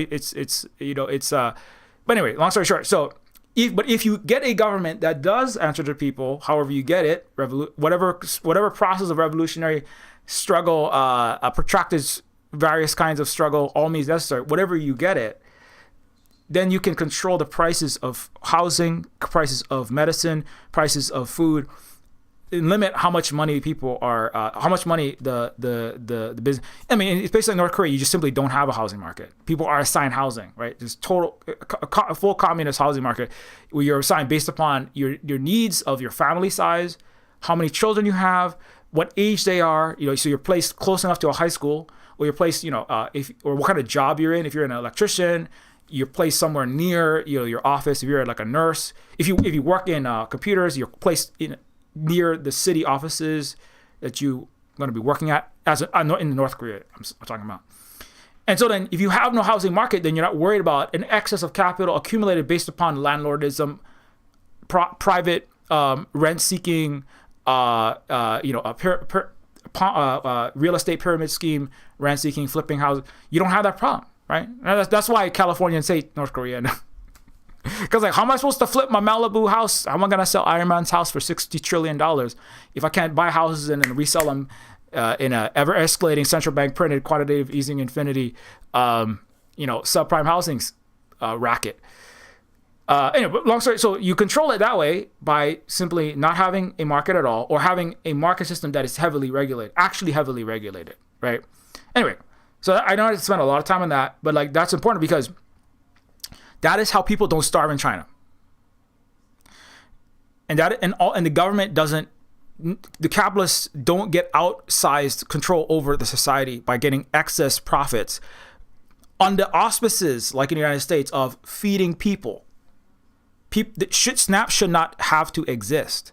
The food prices should either be extremely cheap, kept in place by the government, or it should be food is free or near free, extremely subsidized, in a way that it doesn't benefit the capitalist class to further control the government and increase their profits. In addition, when the food is extremely cheap, the Chinese government doesn't need to spend all this money on that bureaucracy. It doesn't go in and surveil everybody's living situation and go, there's no system of Chinese people that are like investigating people and going, are you worthy of food? Oh, I think you're lazy. I think you're hiding your disabilities. Oh, I think you're actually buying Oreos. I don't think you should have Oreos. People aren't like in China. They're not debating like on Xiaohongshu and on Douyin. They're not talking to each other on the Chinese social media going like, I don't think that you deserve food. No. We think about the children. Oh, I think you're using all that money to buy, expensive, dim sum. I think that is toxic for the society. That itself is mind control, right? Getting conservatives and liberals, getting people in America, people, whoever they are, to say, I think that you don't deserve food, and people having to fight to prove that they deserve food. Or like, I think that, you're just over there making babies and you're just popping out babies to think. Or, somebody is, I think that, you should have just got a better job. You should have just studied harder. I'm not going to take my tax-paying dollars. That discourse that is installed into Americans and all Westerners, all people in capitalist countries, that discussion that is installed by Christianity, Catholic and Protestant. Different. The liberal Catholic is confused because you're between. You have to create the divide and conquer strategy of the masses of Irish, Italian, and the Anglo and Protestant Germanic, right? And then they but the problem is when they created the new liberal atheist women, people of color with college educations, and the conservatives. The Catholics are still kind of Christian, so they're kind of like stuck in between. That's like my dad. He's like, oh, gay people are okay because we need them for our California biotech sector to exploit their H-1B visa, and highly educated queer people, women of color, laborers. So gay people are okay, but as long as they don't do it, and the Pope had to be a good brainwasher in that sense. He had to say it's okay to be gay in the eyes of God as long as you don't act out on it. So that's this anyway. I lost my train of thought going off on that. If you are in one of those circles, right, those more prosperity doctrine circles, you're going to be hating on people, constantly pushed to hate on people who are getting and it can again, I can even see it in Hawaii. People that are in whatever Republican circles, usually through the church, some kind of Protestant, non-Catholic church that they're in, even repeat that same rhetoric because it comes through the church. So you can't going to church is the Western Christianity, all Catholic Christian, all the culture is mind virus. All complicit in global centuries of genocide, imperialism and colonialism and starvation of everybody. They're all complicit in that process, and also brainwashing and warping and destroying indigenous cultures everywhere, right? And that's why the Pope is being sent. Pope Leo has been sent to Tanzania to quell the African uprising happening there in collaboration with the rest of the Alliance of Sahel states. That is actual African revolution building socialism there, where they're feeding and housing people for free too, with African characteristics. And the Pope is showing up there to tell Africans, calm down and have the opiate of the masses that is Catholic Christianity or Protestant Christianity, depending on who colonized you. Just bow down to the white Euro-American world and go to church and do some alms, and your place as Africans in the Philippines, that's what it is. The Catholic Church is very powerful. Your place as Filipinos is to beg for your daily bread from your masters that come from Britain and America or Spain or wherever. Beg for in Hawaii, it's very deep, unfortunately. If you're Filipinos in the Catholic Church and the church in general is part of how they're controlled. Because I've been to the church in Kalihi where it's extremely Filipino, and the Catholic priests will basically preach that like we are all humble servants who just show up and do underpaid nursing home work, and we just wash clothes and we do the menial labor in the hotels. We all just work in the pineapple fields because God has deemed us fit to beg for our daily bread from the Spanish or from the Americans now, after the Americans won the Spanish-American War. So that Catholic opiate of the masses also Hunger Games, right, that they pushed into the people, like we just have to give it up to God, and all of our suffering we just have to just pretend like it doesn't exist and work for the profit of giant corporations that control all of our lives, right? Now, actually, most of the Catholic Church operates around the world to control the global majority's revolutions and liberation for the United States and for the empire. That's why the Catholic Church is still very important in this conservative Protestant and Catholic, more global mass impoverishment, mass imperial capitalist scheme. It's a very important part of that system, and also has to be dismantled over time. Hard to directly. That's why they say, well, we're a religious institution. You can't dismantle us. So I mean, you harbor the most pedophiles in the world. You and the Protestant Catholics and the Protestants. The Catholics have a slightly bigger roster of pedophiles, and the priests all go straight to the Vatican so they can hang out there and abuse children, and then the West can pretend like it's amazing that anybody goes to church. Despite the Protestant pastors and priests being like the number 1 and 2 convicted routinely and constantly of pedophilia, and that nothing is ever done about that. Kind of like the Prince of England. Apparently, somebody just he just got in a little bit of trouble, but none of these people are actually in jail. right? These mass child abusers, because all of the West is just obviously abusing billions of children, especially the ones in the Middle East. And so anyway, but there's this narrative inside of there's a narrative that's pushed for people. I call this Hunger Games because it's about pushing in people's minds this idea that you don't deserve food, or that it should be discussed whether people deserve food. It's kind of like debating whether trans people should have rights is part of just even having that debate is part of what creates a culture that will benefit the bigotry itself, right? Because the debate shouldn't be about whether people deserve food. It should be how are all of the masses going to get a system where everybody has food, right? But debating over who deserves the food, or trans people, who deserves the health care, or that's literally part of the. You can see it happening, right? Because the concern, you can see like Elon and Joe Rogan and those people are saying, "Oh, this is the trans people could get health care." USDA itself even said, "This is because the Democrats just want to give trans people and immigrants health care or food, or illegal immigrants that are going to get food, and trans health care is shutting the government down." Right? It's literally just to get people to debate and discuss against the own collective interests of the masses, whether certain subgroups of people, again, this is Greco-Roman divide and conquer internally, to get those people to discuss whether certain people deserve food or deserve healthcare or deserve this and that, right? It's like the Affordable Care Act is supposed to be about helping trans people to have these child mutilations surgeries and all this other absolute nonsense, right? It should all be dismissed out of, if there was an education system, if there were educated people in the West.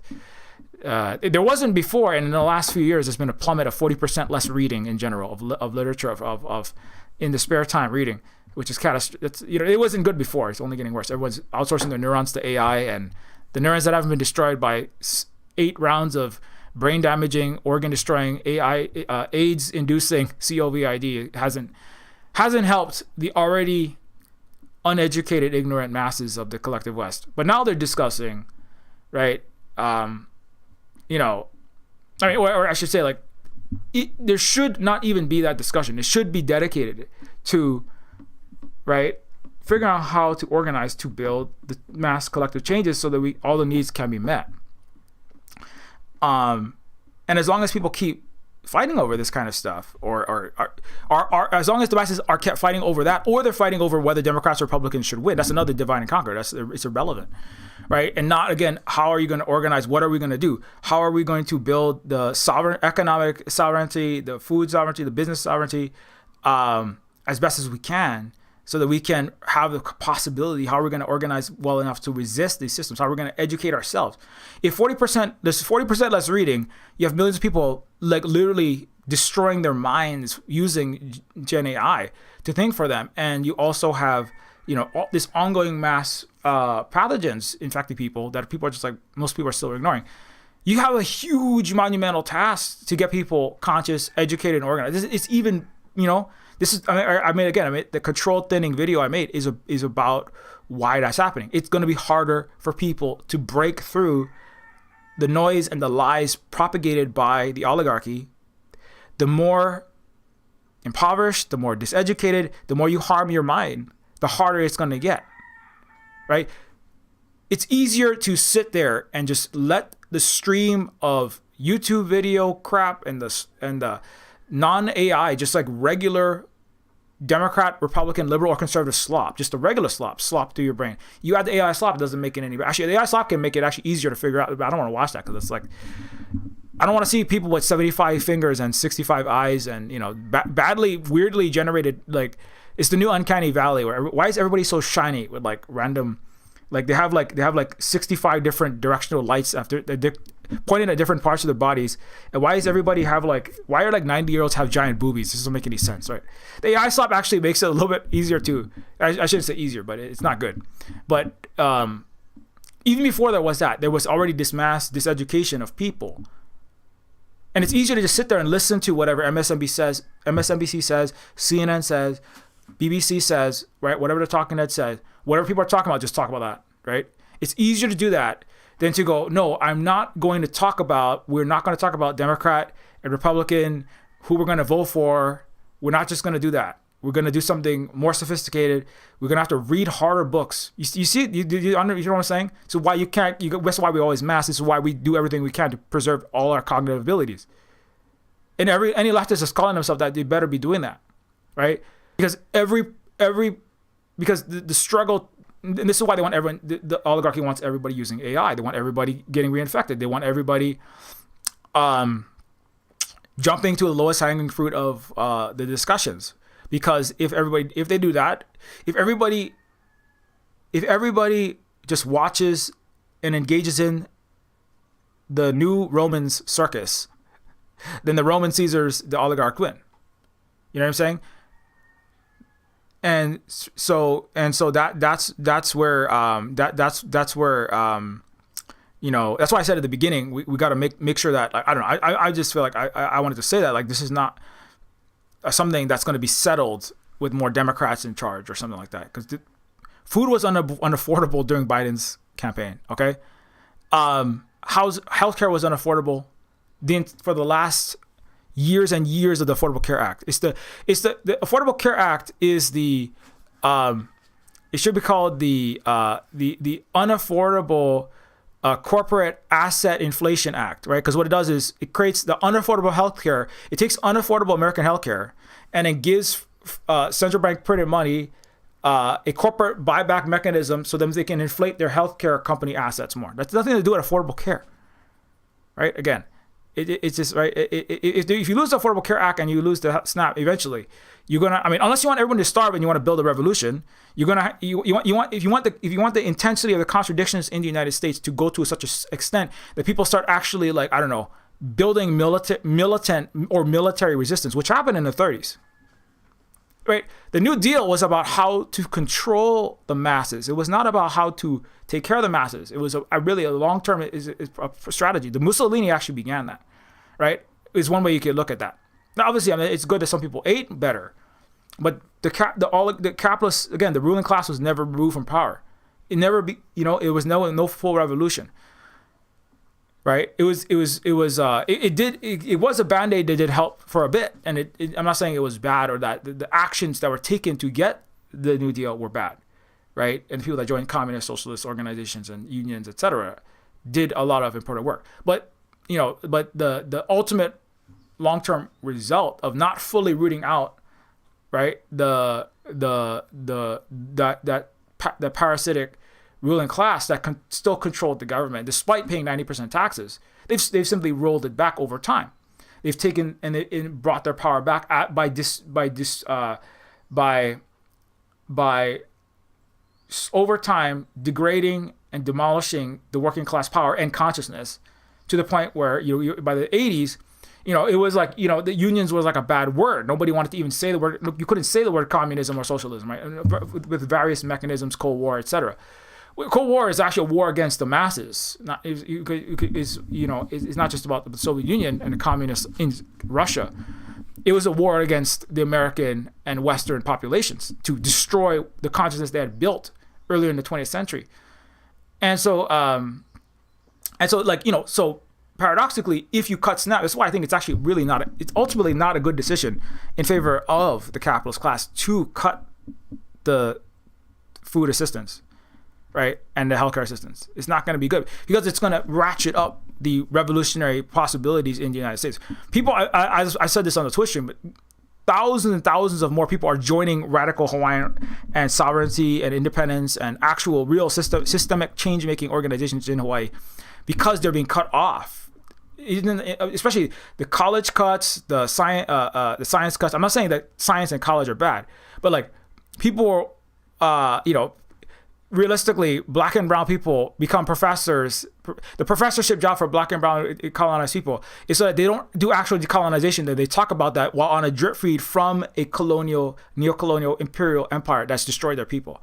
Professorship job is a way of de-radicalizing, defanging people that could be building revolutionary change for their Hawaiians, for indigenous people, for black people, for Libyans or South Americans or people in Asia. They come to America and then they get a job teaching, but they could feel like they're doing something for other people. But what and I'm not saying that teaching is bad, but like they're not doing the more intense work. And if they try to teach anything or they do anything that goes beyond what the empire that owns and funds the higher education system, they go outside of the Overton window, what is acceptable, they lose their job. They can't say certain things. Everybody knows that. Self-censorship. And we know this because look at all of the many professors that lost jobs or didn't say anything during the two years of live streamed, you know what, and then also the people that are simply they left to try to do something else, or even beyond that, there's other things you can't talk about. And even if you are talking about things, you're not at the level of actually taking the concrete steps. Like somebody, like, if you're a Burkina Faso, if you're a person from Burkina Faso that lives in America and teaches in colleges in America, right? You are not in Burkina Faso building the actual revolution by feeding the people and kicking out U.S. and French imperialism. You're not like educating your own people in your own country to build the revolution. You are being paid by the empire to keep a overpriced education system and education corporation profits and Lockheed Martin departments filled, because that's what happens is you get out of college and it's the number one U.S. military recruitment tool is weaponizing your debt against you. It's the number one tool to keep you entrapped into a corporate capitalist system is your student debt, among other things. And also it's a method of controlling the masses, especially the liberal masses inside of an empire, and keeping what is acceptable actions and things you can say at any given time based upon your New York Times and your academic upper level establishment thought leaders. And actually, the academics that are honest will say it's a giant plantation. We have a disproportionate number of women and people of color and internally that have higher educations working for a tiny minority of rich white guys at the highest echelons of the neo-feudal the papacy of the university, right, which has a tiny minority of people at the very top, making all these decisions, making all the money. Giant corporations that fund this huge multi-trillion-dollar racket that is overpriced college education, that is subsidized, like food stamps, like Medicare, by a oligarch-controlled government that prints money, gives it to people, and uses them as a pass-through mechanism to throw it into food corporate. 6 out of every $7 that goes in SNAP goes straight into a capitalist food corporation's profits. The majority of the Affordable Care Act goes straight, right, and subsidies from the government for healthcare goes straight into corporate private healthcare profits. The majority of all that subsidized student loan and subsidized student assistance goes straight into the coffers of entities associated with education. Whether the kids are getting educated or not, everyone's just doing ChatGPT for all their essays. Nobody's doing any learning anyway, apparently. Right? If you look at what is happening in high school and college in the United States, nobody's writing essays. They're just, hey, chat, generate me a Great Gatsby 10 pages that sounds like a high schooler wrote it today. Or a sophomore in college wrote it. So what are you doing in college? What are you doing? You're just passing. You're having a global capitalist imperialist system that's going to lock in a whole bunch of American college graduates into BS jobs, and hope that you can import enough Chinese and Indian actual educated workers to prop up your big techs and do all your actual biotech research. You hope. Or we'll just like generate 65 million AI employees to do the biotech research for us. How about that? Not going to work, because you have a broken, malfunctioning Western AI that doesn't. It's not intelligent. However artificial it is. Anyways, so that's another one. There's where you have health, housing, food, subsidies that people need housing, people need education, people need food, people deserve food, people have a right to all those things and to live. The way in which they are supposedly, again, just to reiterate one more time, the way that they are ostensibly empowered to have those by, especially the Democratic Party, the Liberal Party, that runs on this propaganda that we are going to help you to get your food and your housing and your support, and women and people of color, you're all going to have all your needs met because of a democratic socialism or just a regular Hillary Clintonite, whatever Democratic system. We're gonna make sure you get all your support to have those welfare programs or the social support programs, blah blah blah. Right? It's not about supporting the masses. It's about pretending to do that, and then ultimately benefiting corporate and capitalist class, and then buying enough of the liberal world's idea that, now I'm a good person and I'm a humanitarian and I can be a good Catholic now because I watched Amy Goodman and I voted for a Democrat, and look, the SNAP wasn't cut or something like that. In the long run, that's not a solution. It's not actually empowering the masses. People are never going to be fed in the long run. No matter how, I mean, even they're never going to give it. Think of it this way. If, let's say they take the SNAP funding and they double SNAP funding. If they double the SNAP funding, do you know what's going to happen? The food prices will just go up another 1.8 or 9 times or whatever they need to put it to. If they double the healthcare funding, you know what's going to happen?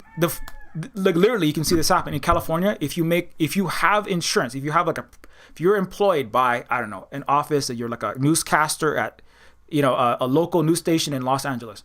If you get into an accident, your kid like goes into anaphylactic shock because of allergies.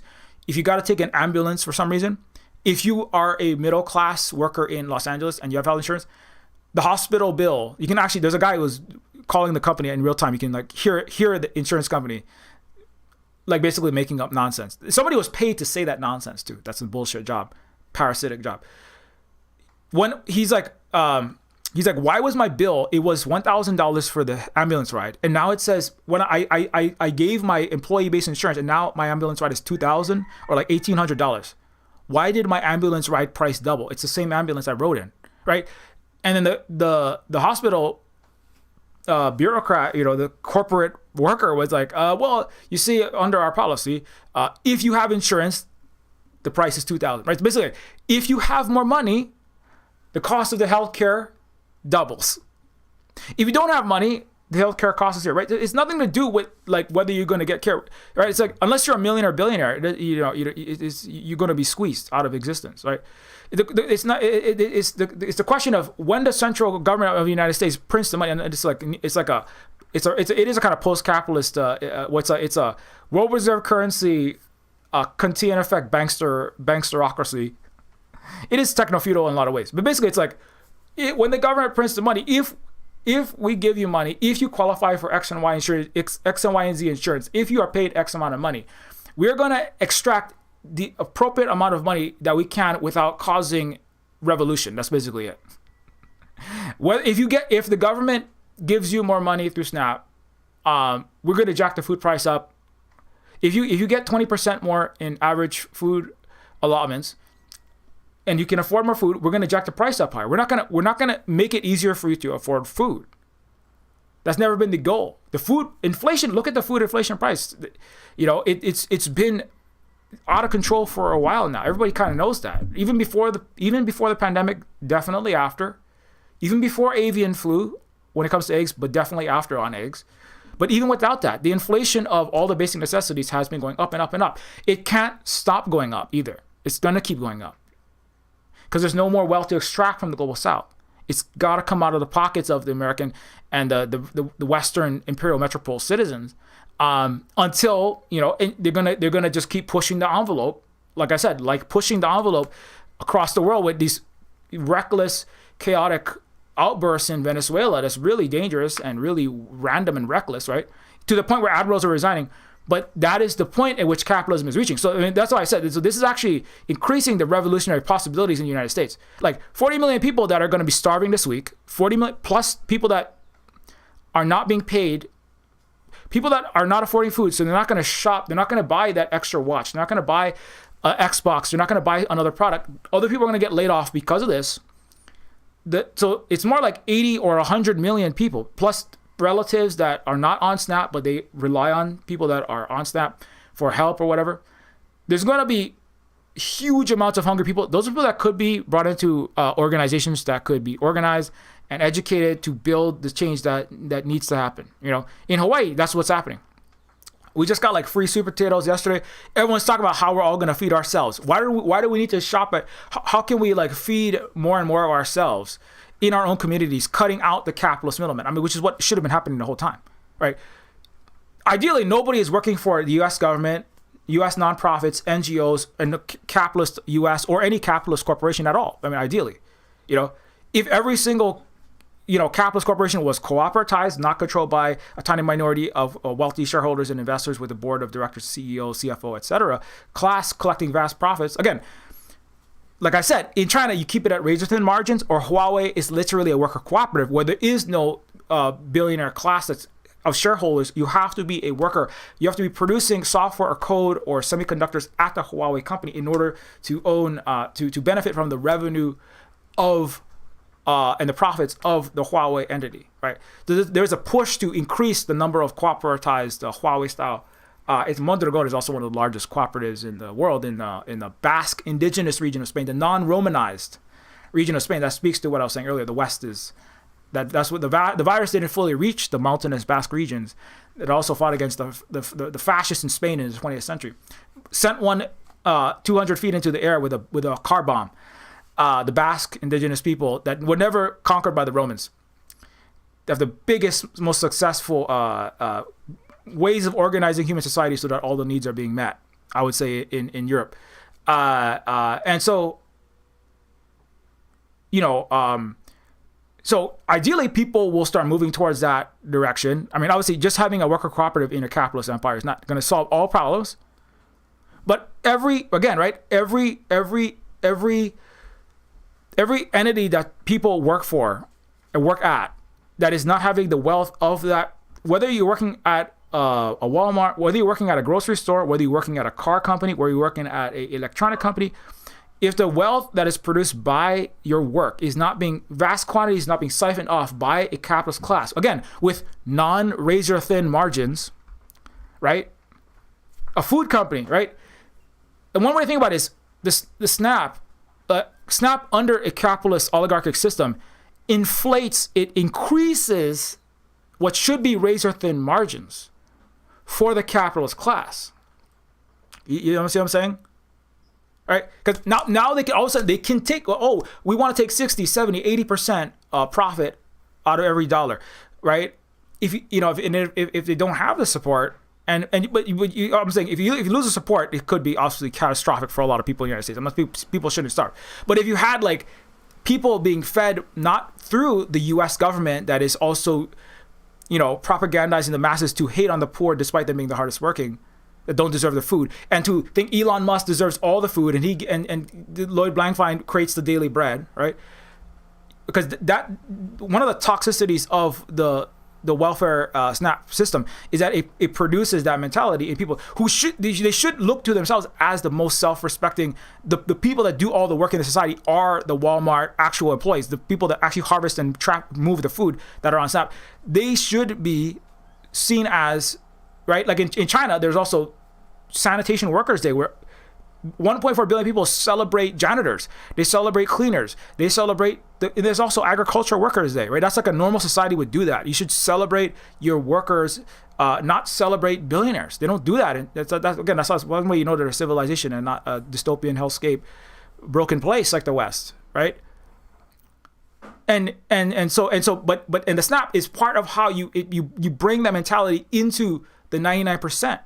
You bring that mentality into people's, that's how the Filipinos are controlled, right? They're like, I'm not worthy. I am just a little Filipino. I go to the priest said I'm just a lowly serf and I'm on the SNAP. I cannot. I'm not legal and I have to, I either I'm not legal. I don't have my document. I don't have my this. I'm just a poor nothing. Without the Filipinos and the Mexicans and Central South Americans, there's no American economy. There's none of this Western economy. Right, but that is the brainwashing. The SNAP, the SNAP EBT. Here's your daily bread from the U.S. government. It's like it replaced the king. Here's the daily bread from your king. Like the Catholic Church. You come to your priest and beg for your eggs and my mom had to come beg for food from a Catholic priest as a Hawaiian in Hawaii. That's part of how they engender this self-hatred, self-loathing of the actual working class, of the impoverished, of the global brown and black classes of the world. That's what the Catholics and the Protestants do in Africa too. Come and, praise the great white race that civilized you, and here you can beg for the bread that you harvested. Beg for the bread from the priest that you harvested. Beg from the U.S. government for the bread that you grew, you cut, you brought to table, even during COVID. Even during COVID, you still did that. But you have to come and beg from Elon and billionaires and the upper white conservative and liberal classes with different kinds of racism, and you have to come and beg from your priest and your pastor for the privilege of having the bread that you harvested as a brown agricultural worker. So that's actually why that alone is one of the toxicities of that whole system. If all the food is affordable to all people without a government subsidy, people have mass savings. 90% of China owns their own house. They don't have any housing debt. They don't have any debt. They don't have credit cards. They don't have Klarna in China. They don't need that. If you go into debt, that's a failure. You made bad choices in your life because you weren't properly educated. By extension, the entire West is 99.99% non-educated people because they're all in debt. And you think that's a normal, cool, good thing because they live under a capitalist diseducation system. When people buy the plentiful fresh fruits and vegetables that you can watch on YouTube Shorts, you can watch it on Red Note, you can watch it wherever you want to see it for very cheap, for less than people can, for $40 you can buy enough food to feed like 8 people in an American household for 2 weeks, for just like just a pittance of a Chinese, and it's all fresh, it's all high quality food, right?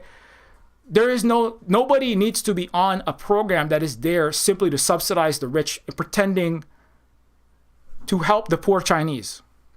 Because they're not, their culture is they're not that diseducated and ignorant. I don't know what else to say. Like it's not part of the culture. That's why capitalists, when rich white guys show up in China, they get pissed off and they leave.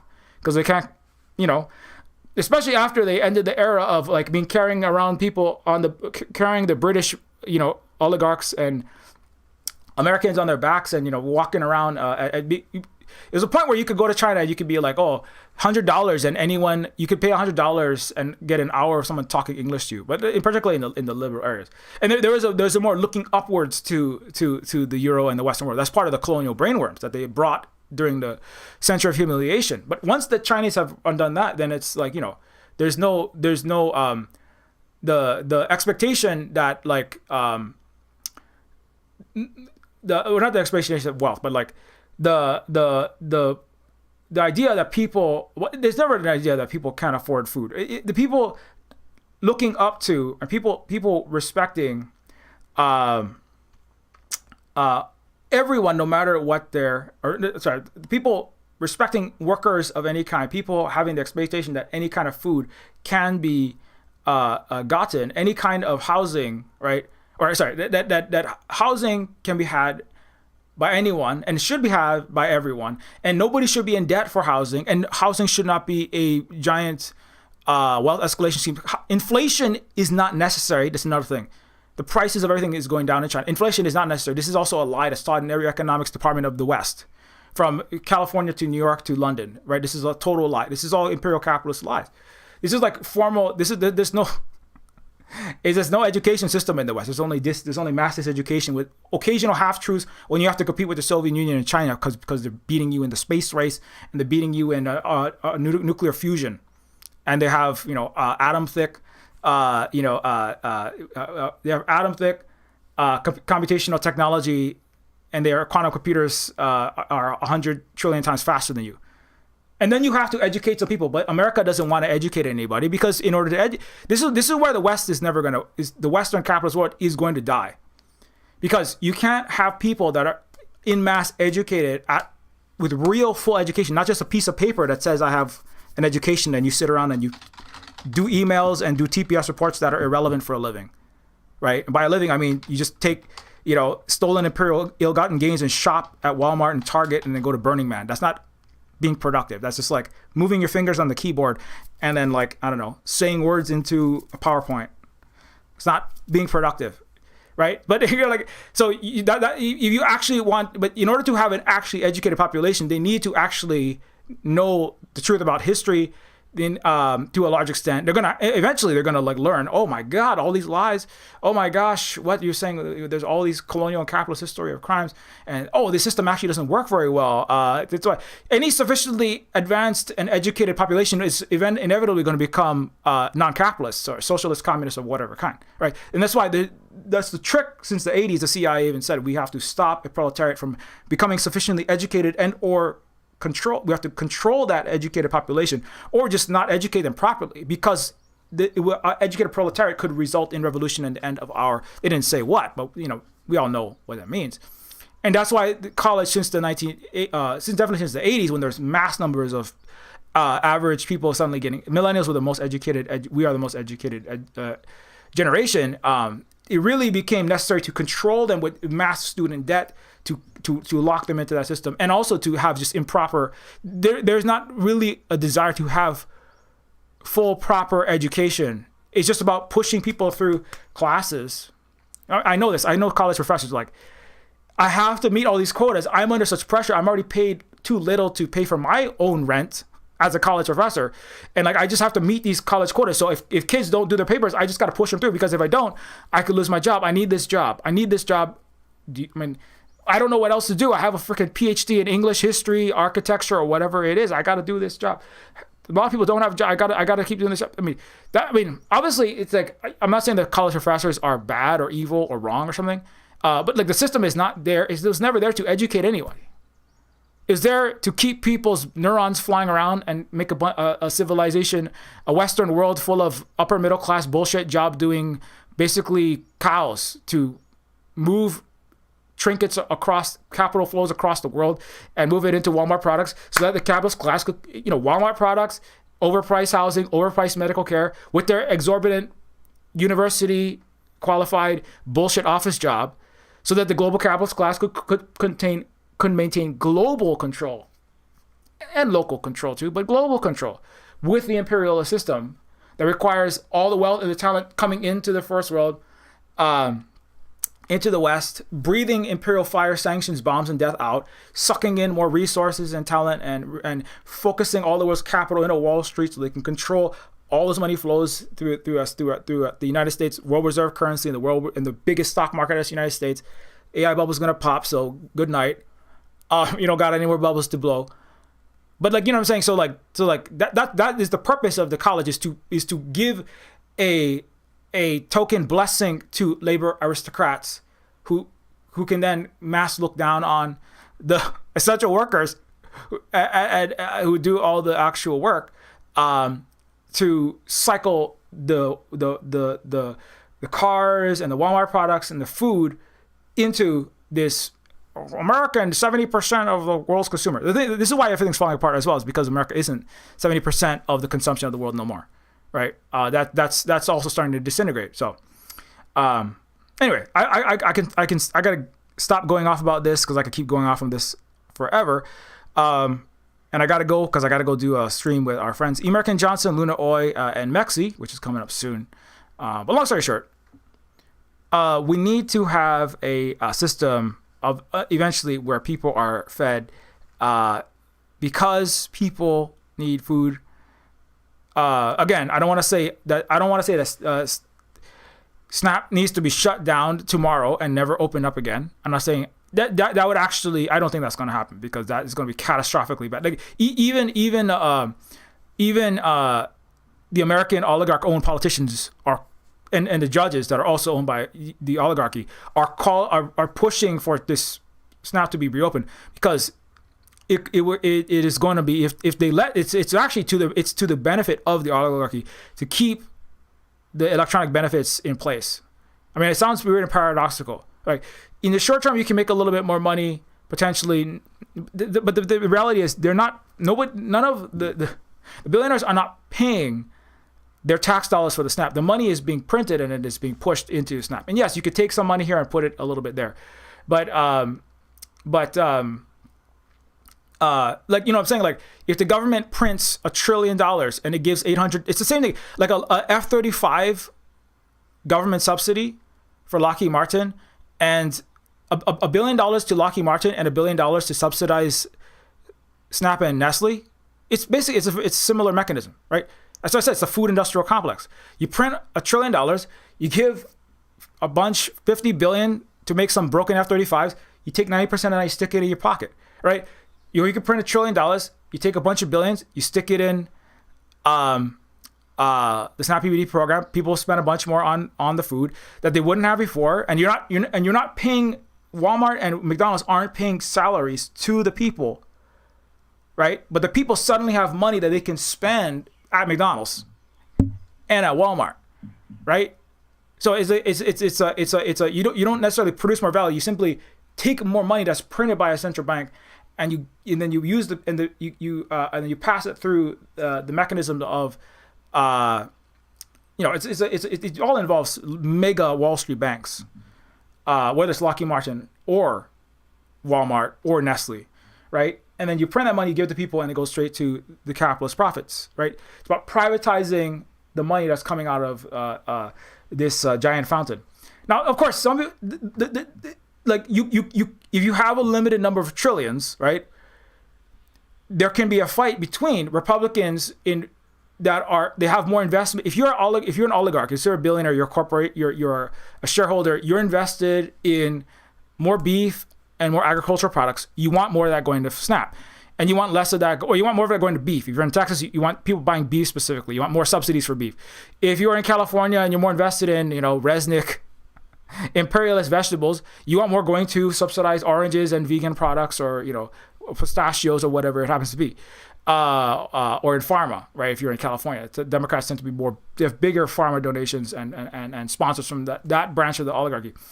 And if it's USDA, or if you're in Snap, if you are invested in food corporations, you want more money going to Snap. If you are invested more in oil companies, you want more money subsidizing oil. If you're invested more in military companies, you want more money going to subsidize weapons. But if the U.S. empire is running out of money, you can't just print infinite, right? That's part of what the Democratic Republican Party, the politicians, are there so that particular lobbies can fight over who gets the free money printed by the blood-covered imperial U.S. central bank money, right? If you print $1 trillion, you got, if you print like $5 billion, it's got to go to Snap, or it's got to go to weapons. The weapons lobbyists make it go to weapons. That's why there's not 100%. There can never be 100% total. Like it's the study by Gillens and Pages. The impact of what the population wants on any particular policy is margin of error. It's basically zero. The impact of the rich is about 60%. The reason why it's 60% is because the wealthy elites are not all necessarily invested in the exact same industries. If you're a billionaire and you're like Elon was not happy about cuts to the solar and the renewable electricity subsidies, right? And EVs, right? Now, some other Trump oil barons, they like that. Right? Now, they're all billionaire capitalist oligarchs, but they're differently invested.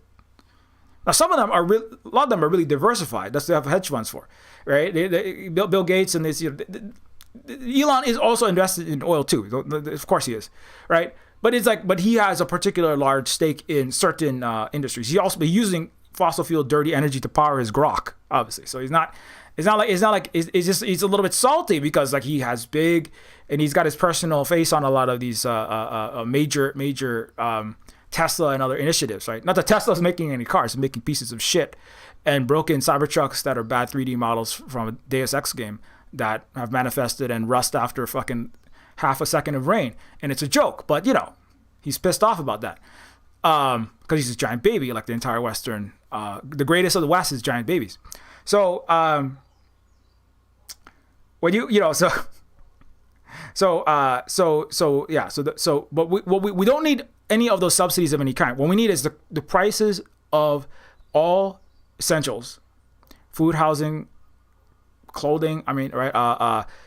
The core essence components of the economy need to be either free or they need to be controlled by a government of the people, whatever you call it, communist, socialist, whatever party of whatever, Turtle Island, United States, whatever you happen to call it. It's actually not really what matters the most. Is it doing the needs of the people? Is it subordinated to and answering to actually, in reality, not in words, the needs and desires of the masses? Is it governed by the masses? However exactly you get it. And that is how people are going to actually eventually be fed.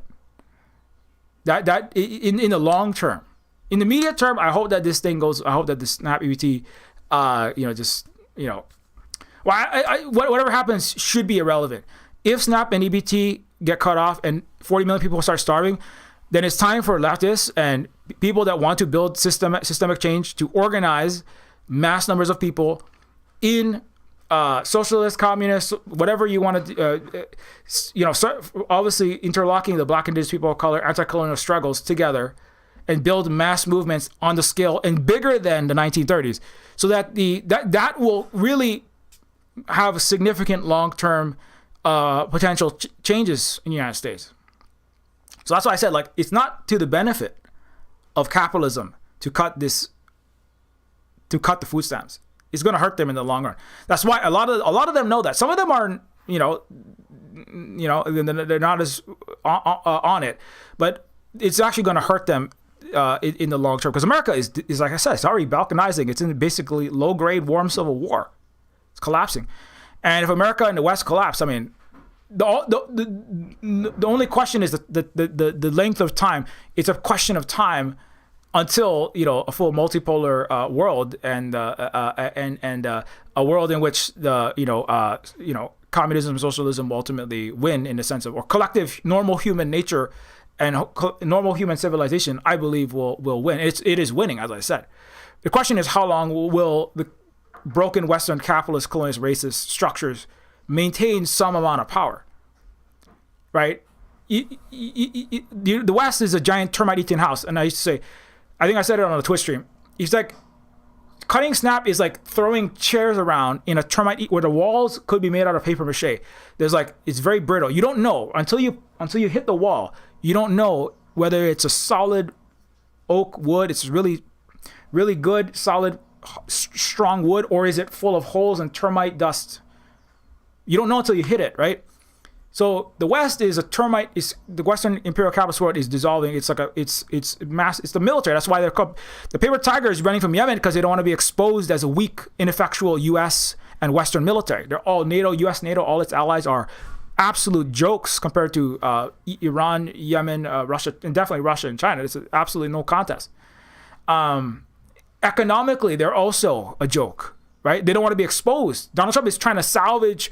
Look how much America is winning. We're winning, and some MAGA and some Americans and Westerners will be like, "Oh yeah, we've got it, buddy. We really got it." The Europeans are like, "Oh yeah, we beat the Chinese when we seized Xperia."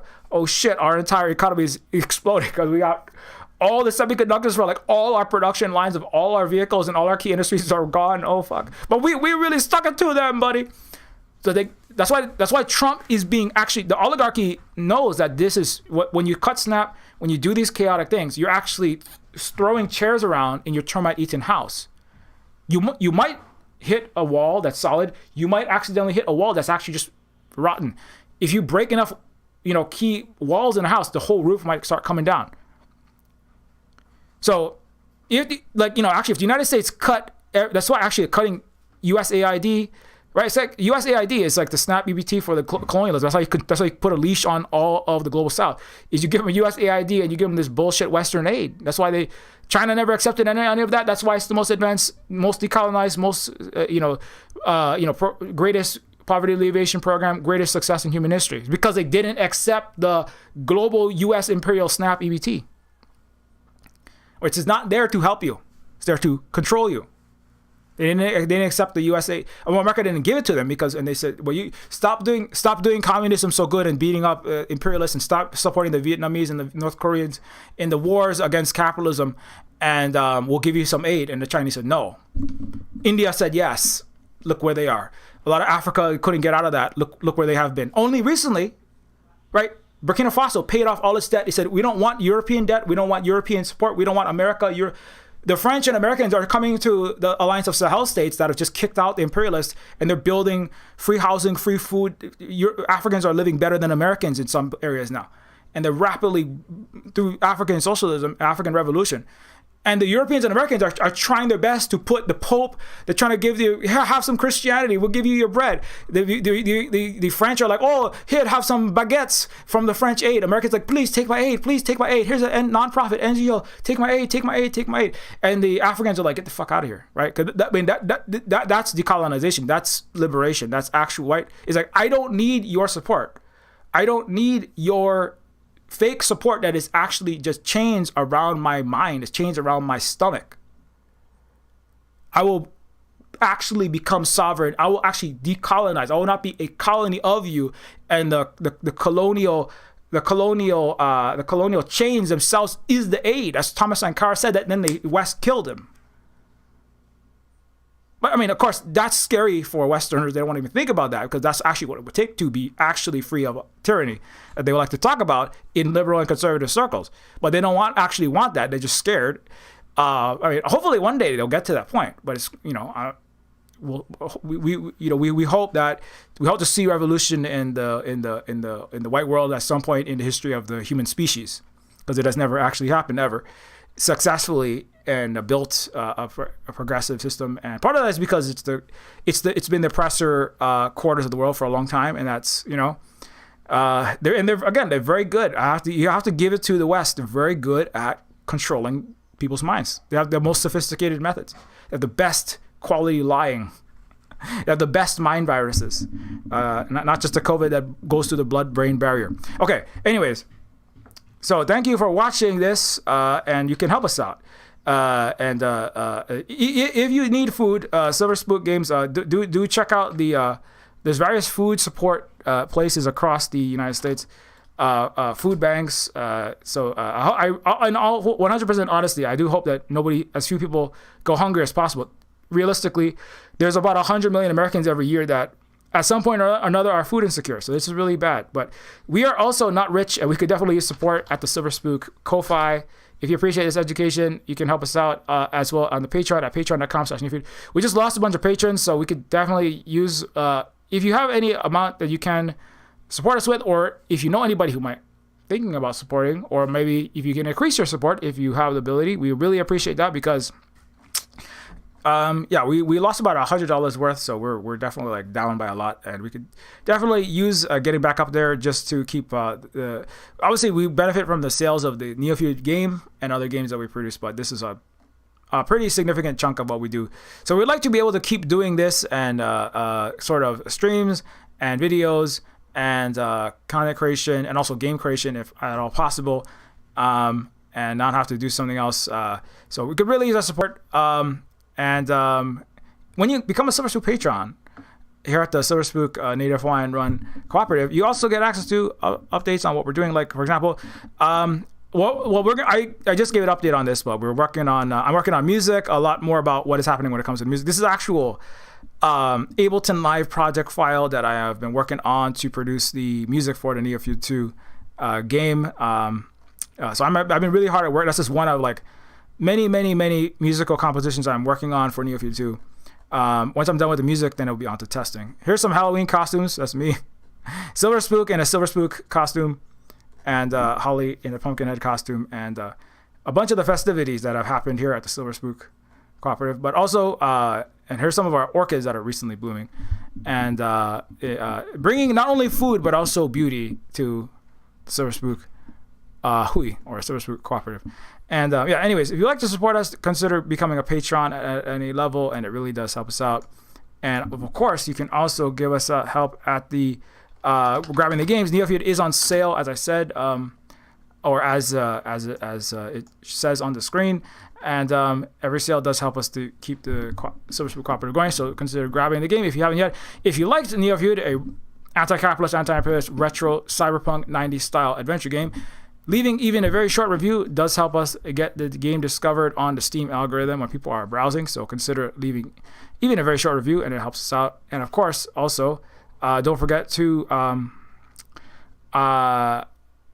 if you don't want to get the games on Steam and you want to get them DRM free, you can get it on itch.io for Windows and Mac and Linux. Neofeud is on itch, and it's also available with other games like Decolonators, which I made with Luna Oi, our friend from Vietnam, as well as Indigestar, Neofeud short story collection, Pigeon with Gun, and there's also there's a bunch of story collections and games on this site, and also Women, which is a book by Holly. Speaking of conservative prosperity doctrine, this is a book that critiques the conservative Christian North American culture. You can also follow at Silver Spook Games, at Silver Spook Guy, and or at Silver Spook Games on Twitter, or on Silver Spook at Silver Spook, all kind of websites, including Instagram and Blue Sky and Mastodon and all over the place. Oh, one more thing is, speaking of music, we do have the Silver Spook Bandcamp. I did put like a new track up there in case people are interested. I'm gonna start putting some of the Neofeud 2 music out before Neofeud 2 even comes out. So if you wanna check some of that out, this is just one of the pieces that I put out there for Neofeud 2 called "The Garden of Weaving Pass." It's the sequel to "The Garden of Forking Pass." And so yeah, there's new Silver Spook music, and yeah, Holly is also, you can follow at allergic to blue. And yeah, Holly is a partner here, caregiver, house maker, and married to myself, and also obviously moderating our streams here and doing a great job at that. And Holly is, of course, thanks to all these people for your ongoing support. Without it, it's hard to keep doing this work. So thank you so much to all of our Patreon patrons. And I'm also going to say, I'm going to be back on this channel again. So I apologize if you Twitch people. I'm going to be on Twitch maybe like later, because for certain technical reasons, I'm going to host this Neofeud 2 voice cast stream with American Johnson, Luna Oy, and Maxi on this channel. These are voice actors of Neofeud 2. We'll be talking about the experience and just hanging out and celebrating finishing all the voice acting on Neofeud 2. And yeah, if you know these people, you know these people. They're pretty well known in left circles, I would say, on YouTube for sure. And they happen to also be voice actors on the game. So there we go. We'll be back in about an hour. Okay. Anyways, thanks everybody. Keep your mirror stays polished. Be excellent to each other. Get the bread. Demand your daily bread. By all means necessary. And yeah, we'll be back.